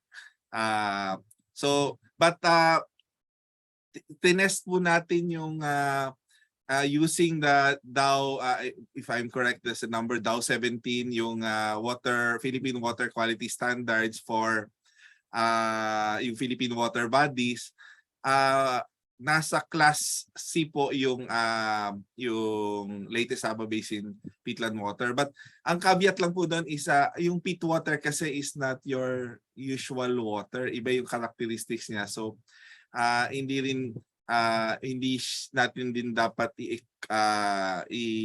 gamitin directly yung current standards because there should be a specific standards for peat water. Kasi sa color pa lang iba na yung kulay niya. It's dark brown. Turbidity because of the organic matter content. Talagang medyo madilim yung peat water. Parang wala and also yung biological yung BOD is very low, which is expected kasi nga the characteristics of peatlands is it prevents decomposition, so mababa talaga yung oxygen in the peatlands, and the water is very acidic. Papalo po siya ng around in some areas 4.5, 5.5 is probably the average. So isang reason po yon na sagot doon sa tanong na, can fruit trees live in peatlands? If they can adapt themselves in a very acidic and low nutrients condition, sure. But by experience, hindi po. Even yung coconut trees, if they are planted in the peatland areas, and we've seen this in Nalukaban, stunted and naninilaw po yung coconut trees. And they are leaning. Parang our version of the Leaning Tower of Pisa. Kasi ang soil po is yung peat soil is very soft. It's yung minimum po is 35% organic matter, but in the latest Saba Basin peatland, I think the highest that was measured is about 85%. Oh. And tama ba Max? 14 meters deep. That's 4.5 story na building, yung equivalent ng lalim ng latest Saba Basin peatland, which actually surprises our ASEAN neighbors kasi on average sa mga 3 meters yung sa ibang areas. Pero sa atin, nagugulat sila when we report na we measured up to 14 meters. So malalim po. Mas maliit po yung ating peatlands, true, in terms of hectareage. But as it appears, based on whatever available research na nagawa na, although maliit tayo in terms of surface area sa peatlands, lumalabas naman na mas malalim yung ating peatlands. So baka we can, while they have millions of hectares, maybe in terms of volume, baka mas marami sa atin. But syempre, lang yan, hypothesis ko pa lang po yan. Kasi nga po, kulang pa yung ating study. So yung mga gusto mag-masters or dissertation or mag-research, maybe you want to look into that. But first, we need to map our peatlands. Kasi yung tanong po ni Bay Alonto is, ma'am, hindi ko kayo tinatawanan kasi you are part, marami po talaga hindi aware sa peatlands. So po yun, it's a reality lang po. You are parang nakita lang natin yung realidad in our country na talagang mababa yung knowledge about peatlands, which we hope together in partnership with everybody we will change that. And then yung pong sa economic benefits, Ma'am Cora, I think maybe that can be answered by Maggie later kung hindi pa niya na open access. Yes, ang nangyayari po ngayon because of and si Sir Romel ba nandito pa? Kung nandito Sir Romel, isa yan sa reason why we need those legal framework to protect the peatlands. Kasi yes, nagiging open access siya. Some of them are public lands, some of them are A&D, and so far sa karamihan po ng nabalitaan naming peatlands, they were subjected by the Comprehensive Agrarian Reform Program kahit na hindi sila suitable for agriculture. And yun nga, so like sa experience ng latest Saba Basin peatland as mentioned by Maggie na there may partnership din with DAR so that the situation will be corrected. So kung may ecological restoration, meron din po tayong legal restoration of our peatlands. But it also happens in protected areas and other ecosystems na napapasama yung hindi dapat mapasama sa ating agrarian reform program. Malaking injustice din po yan kung ang isang farmer ay makatanggap ng lupa at hindi niya mapakinabangan, hindi niya mataniman, no? Kasi parang sampal naman po sa ating farmers yun na ang natanggap niyang lupa ay hindi niya masasaka.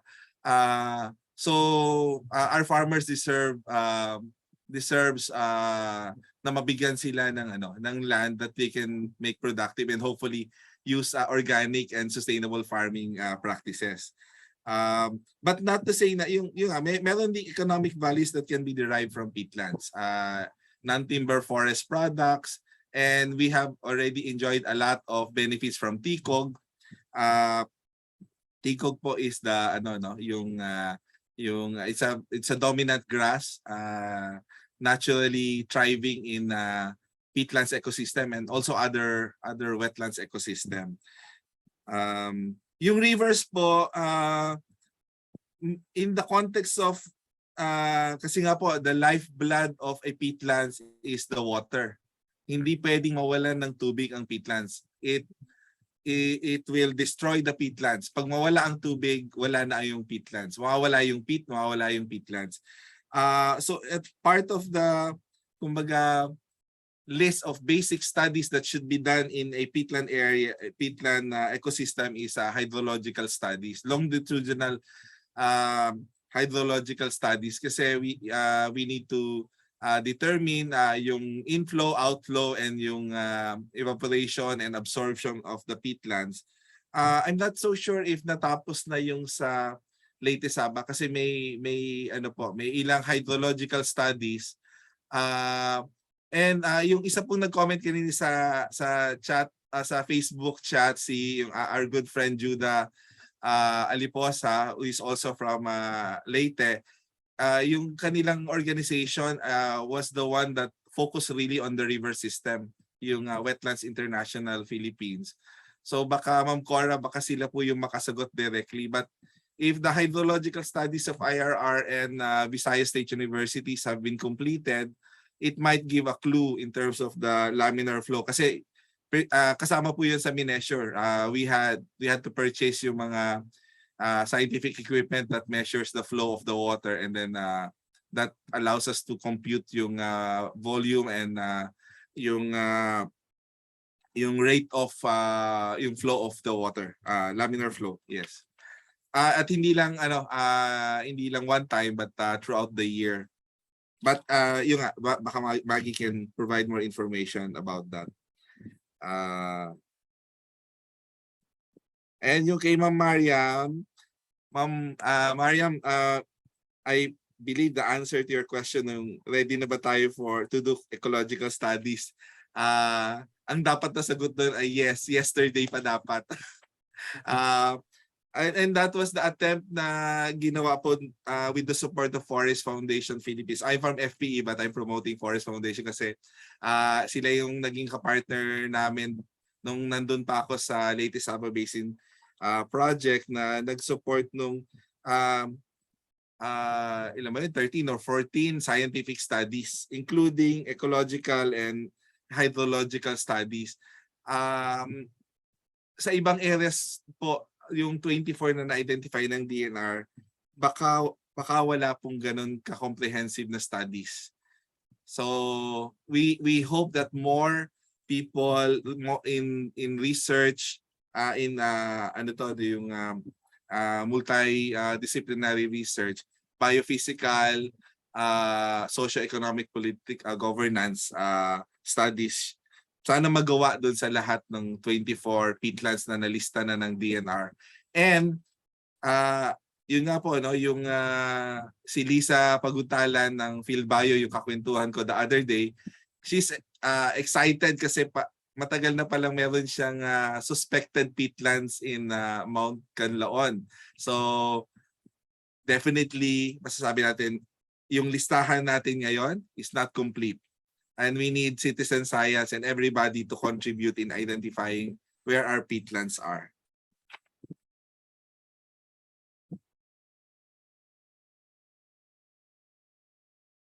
Ayan po. Ay, Ma'am Marie, naka-mute po kayo. Marami pa ba yan? Kasi gusto ko sanang mag-commercial in quotation marks break. Pwede ba? Singit lang muna kami. We have very brief but important announcements. Mark, we forgot this because we were so excited to listen to the answers of our guest speakers. To start,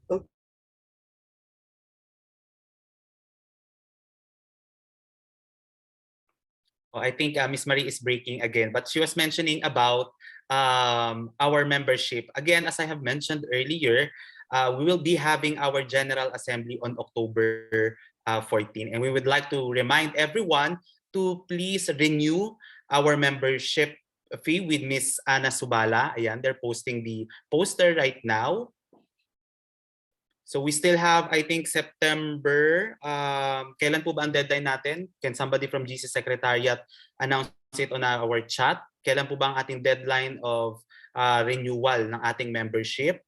Again, just to reiterate, 100 pesos for our student or senior citizen members, 300 pesos for our professional individual members, 500 pesos for our organizations, and 1,000 pesos for our networks. And we have two modes of payment, one in BPI through bank transfer and GCash through the number of Miss Ana Subala na posted then on our screens right now. And September 19 is the deadline for payment of our membership fee. And we'd like again to invite you to be present virtually on October 14, so you'd be able to vote for the next BOT members of the Green Convergence. Miss Marie? All right, so I think wala pa uli si Miss Marie, but just to add with what our speakers mentioned earlier, I promised na I will be mentioning about agri or farm and ecotourism right after Attorney Jam with her presentation. Just for the benefit of everyone, it would be very absurd for me and embarrassing for me to talk something about law in front of a lawyer. So just for the benefit of everyone, we have this Farm Tourism Development Act 10816 in 2016. If you have farm, just like in the peat wild pig in Leyte, that law actually provides or gives incentives and opportunities for farm owners like wild pig. So meron po tayong opportunities na pwede makuha dyan, katulad ng pagpapatayo ng mga infrastructure inside our farm. And also, if you are planning to have your training school inside your farm, ginagawa ng event or may training school ka about agriculture, the Agricultural Training Institute could actually provide you infrastructure for that. So just for the benefit of everyone. And then if you are eyeing to expand your business when it comes to farming ecotourism, the Land Bank provides funding for that. So yun lang naman aking i-share. Maybe you have farms also. And I think that would be all for me, Miss Marie. Any more remarks? You're muted, Miss Marie. Yeah, I was saying, did I finish my announcement before I got disconnected about the evaluation form? Hindi yata, Miss Marie, yes. Hindi ko natapos. Yes. Anyway, the evaluation form will be in the chat box. The link to the evaluation form will be in the chat box. And yes, flashed on the screen. Please fill up the evaluation so that we will know how to improve our forum. Thank you very much. We appreciate it. And did you talk about the e-certificate, Mark? Not yet, Miss. Just to add pa sa ating announcement kanina sa General Assembly. Of course, yung mga hindi pa po miyembro ng Green Convergence, ay welcome po kayo magpamiyembro, individual man or organization or through network. So please be member of Green Convergence. And now for those who want to get their e-certificates or electronic certificates through email, we'd like to invite you to fill out our survey form, which will be commented or projected on our screen right now or on our chat box. So pakisagutan na lang po upang magkaroon tayo ng ating mga e-certificate. So ito yung proof natin na nandito talaga tayo. Okay, now we can go back to the answers. Yay! You know we are on overtime already, but I don't think we mind. No? This is so interesting. So if you want to stay some more, let's finish this. Who's next to answer? Meron pang naiwan na question? May maiwan pa po and very important. Sa'yo, Jerome. Yes, go ahead. Yes. Pwede namin pagtulungan ni Maggie. Yung question kanina, are farmers open to be relocated? I think kay Tessa itong question. And should peatlands be inhabited? First, on the scientific side, ang peatlands po is a wetlands. It's waterlogged, permanently waterlogged. So kung magtayo tayo ng structure directly doon po sa peatlands, for a while it will be on the surface. After a few months, we don't know, baka naka-submerge na yung structure. If you go to Basay, you will notice na yung kalsada po doon sa portion ng Basay where the roads were constructed on top of the peatlands, ano po siya, para po siyang alon-alon at saka you will really see the effects of subsidence doon sa mga especially mga concrete structures built on top of the peatland. So technically speaking, hindi po tayo makakatayo ng mga bahay on top of the peatlands kasi lulubog po 'yon. Kumunoy po ang tawag po. Others call it kumunoy. Yung sa Tagalog po pala, lati yung nahanap kong term for peat and latian for peatland. So malalim na Tagalog. So perhaps there in our history or her story, may describe na, may naka-experience na ng peatland sa Katagalugan kasi I found the term lati and latian. Is it lati or lati? Baka nga mali yung aking pronunciation, but it's L-T-L-A-T-I. Kasi naririnig ko dati, itapon yan sa lati. Itapon yan sa lati. Ma'am Marie, lamang ka sa akin ng ilang dekada, so I will use talaga. you sa baka mas familiar ka doon. Mga long lost. Lang yun. Ay, Ma'am Marie, research natin yan. So technically po, hindi po makakapag, hindi masusupport ng peatlands sa isang community living on top of peatlands. Sa Agusan Marsh po kasi may part na di ba yung naka-floating yung mga bahay kasi they live on the yung waters of Agusan Marsh. Some of them are on yung long stilts. But generally po lulubog po ang mga structures in the peatlands. You will become part of the peatlands, literally. Doon sa relocating ng farmers, in relation siguro doon sa yung pagiging ARBs inside the peatlands, baka si Maggie can add po doon. Okay, sige, thank you, Jerome. Yeah, I think in terms of yung nabanggit po ni Jerome, definitely most of the farmers naman na mga nandoon sa Saba, like yung kina Jamnod, nasa ko naman din sila, periphery. Tapos siguro some of them, mas yung livelihood nila ang nandoon sa peatlands. They go there to fish, they go there to, some of them, yung ngayon sa tikog, to collect the tikog.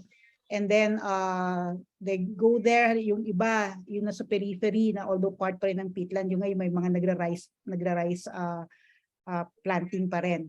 So it's most yung livelihood nila, ma'am. Now, in terms of yun nga kung willing sila, the last, I think, the last usapan, I think, from the kinausap ng ELAC, no, yung hindi ko malala kung ilan yung farmers na nakapasok doon sa talagang pwede siyang i-revert kasi talagang hindi siya nagagamit. They're willing to do yung reversion. Kasi sabi nila, hindi rin naman nila nagagamit. Kasi nga, it's a peatland. Pero of course, ang caveat doon is dapat may parang either makikinabang din sila whatever will be used for that area. Kung halimbawa, if it's ecotourism, ganyan, or dapat makasama sila doon. Kasi tama yung nabanggit kanina ni Sir Jerome, it's very unjust, no, na may ganon na they were able to have that land pero hindi rin talaga nila magagamit. So in terms of the question specifically for those affected by yung sa carp na pumasok sa peatland na hindi naman nagagamit, they have that naman, willing sila, nakikita naman nila yung sarili rin nila na hindi siya may-utilize, so they'd rather okay lang siyang revert back to the original form na peatland. Okay, thank you. Ma'am Marie, I know we're on overtime pero para masagot po yung, I think, last question na lang naiwan. Go ahead, kasi tapusin natin kasi napaka-interesting. Yung in relation dun sa tanong ni Dr. Galang about the water table.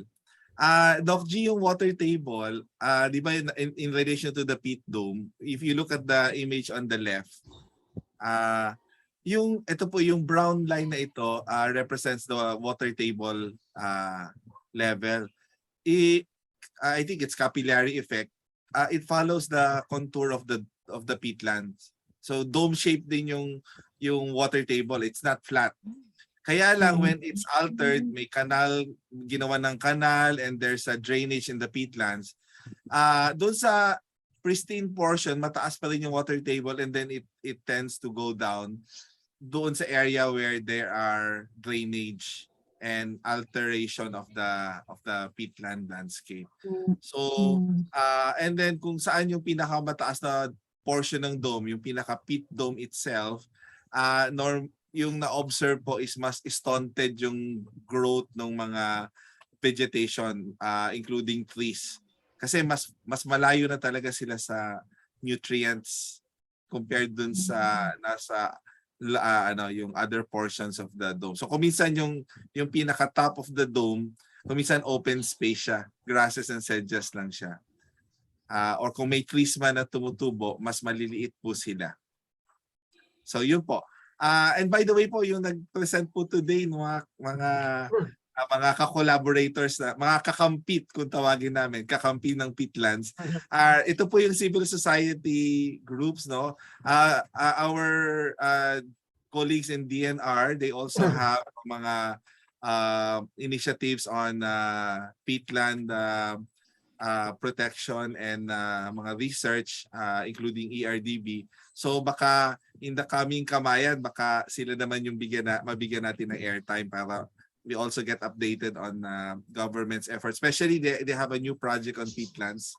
Yung counterpart nga po ng SUPA 2, ng People for Peat, yung SUPA 1, excited po ako doon kasi magsisimula na sa Philippines and it will benefit a lot of our peatlands in the country.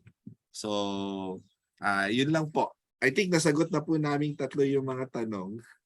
Yung invitation na lang ni Jam and Ronnie, sana po maraming magpa-book sa kanila at kita-kita tayo doon. I can attest, masarap po yung native pig sa wild pigs.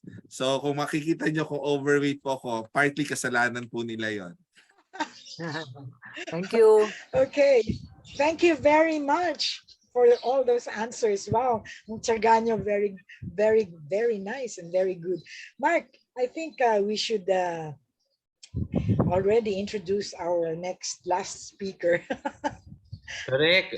Once again, maraming salamat po sa ating mga speakers, and to move on to the second last part of our forum today, I'd like to introduce our closing remarks speaker, one of our BOT members in Green Convergence, and also the Superior of Daughters of Charity. Please welcome Sister Marcelita Catalina.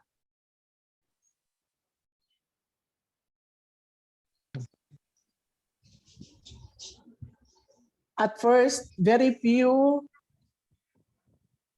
know about peatlands, but thanks to the speaker today, they're very informative, they're sharing,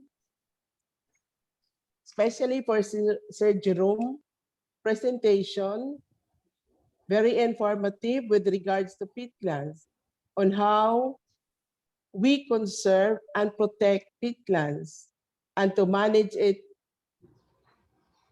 And that is soil, if you need to know, as what Sir Jerome said, that there's a soil testing. So we can just contact Sir Jerome. For Maggie, yes, because we do not really know in our own place if there is like that. Yung sinasabi ni Sir Jerome kaninang kumunoy. Oo.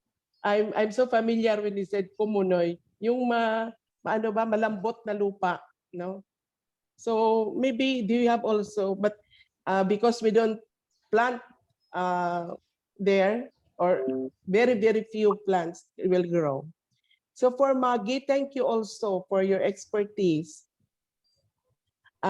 Your sharing is so inspiring, and that the research of their different partners will also be a big help. And for Attorney Jam, thank you so much for the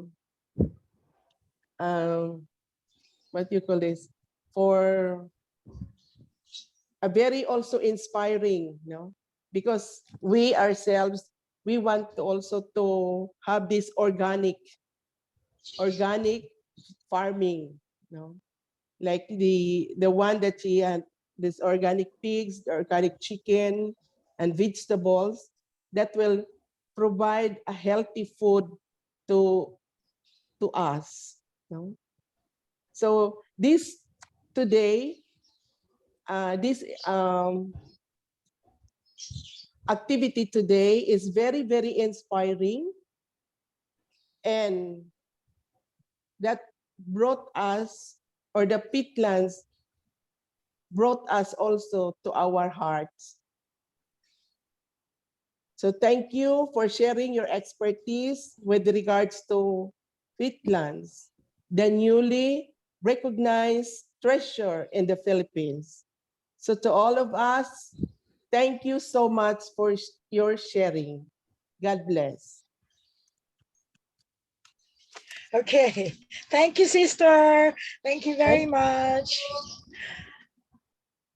Oh, well, Okay. lechon, organic lechon, order to Jam. Okay. Mark, it's now time to say goodbye. Yeah, overtime, no? Correct. Yes, once again, maraming salamat po sa ating dumalo dito, and I think this is our time to give our parting shots. Maybe just a quick one-liner. I'd like to borrow this statement from our beauty queen, Miss Earth 2017 / balik scientist. Na we maybe have our small actions or micro actions, but we will definitely have macro effects in the future. So ang peatlands man ay 3% lang of our Earth's surface, and maliit man ito, ngunit may malaki itong epektong maitutulong para sa ating lahat. And once again, this has been your co-moderator, Mark Tinao, from the Lasallian Institute for the Environment and Green Convergence. Maraming salamat po. Thank you, Mark. And ako naman, ano pa ba sasabihin ko? Sinabi mo na lahat, no? Small moves make great changes, no? Talagang I really learned a lot. Jerome, I learned a lot. Thank you very much. Alam mo, hindi ko talaga alam yung peatlands. Narinig ko na yon. Kaya nung sinabi mong kung alam mo ng konti, kahit konti, you put a heart. So I did, no? Pero hindi to this extent. And I really like it that I learned so much today, no? From all of you. Thank you very much, our resource speakers. Thank you, all of you, for giving us your time, your talent, your resources. Thank you. Our next Kamayan is on October 21. I hope to see you all again. Please come again. Kita nyo naman, lahat ng Kamayan natin, napaka-interesting na maski nag-go overtime. Dito pa rin tayong lahat, no? So, we are going to plan again the next Kamayan to be very interesting. So, thank you all for coming. God bless. God bless. Bye-bye. Bye. Bye. Thank you, everyone. Bye-bye. Bye. Thank you.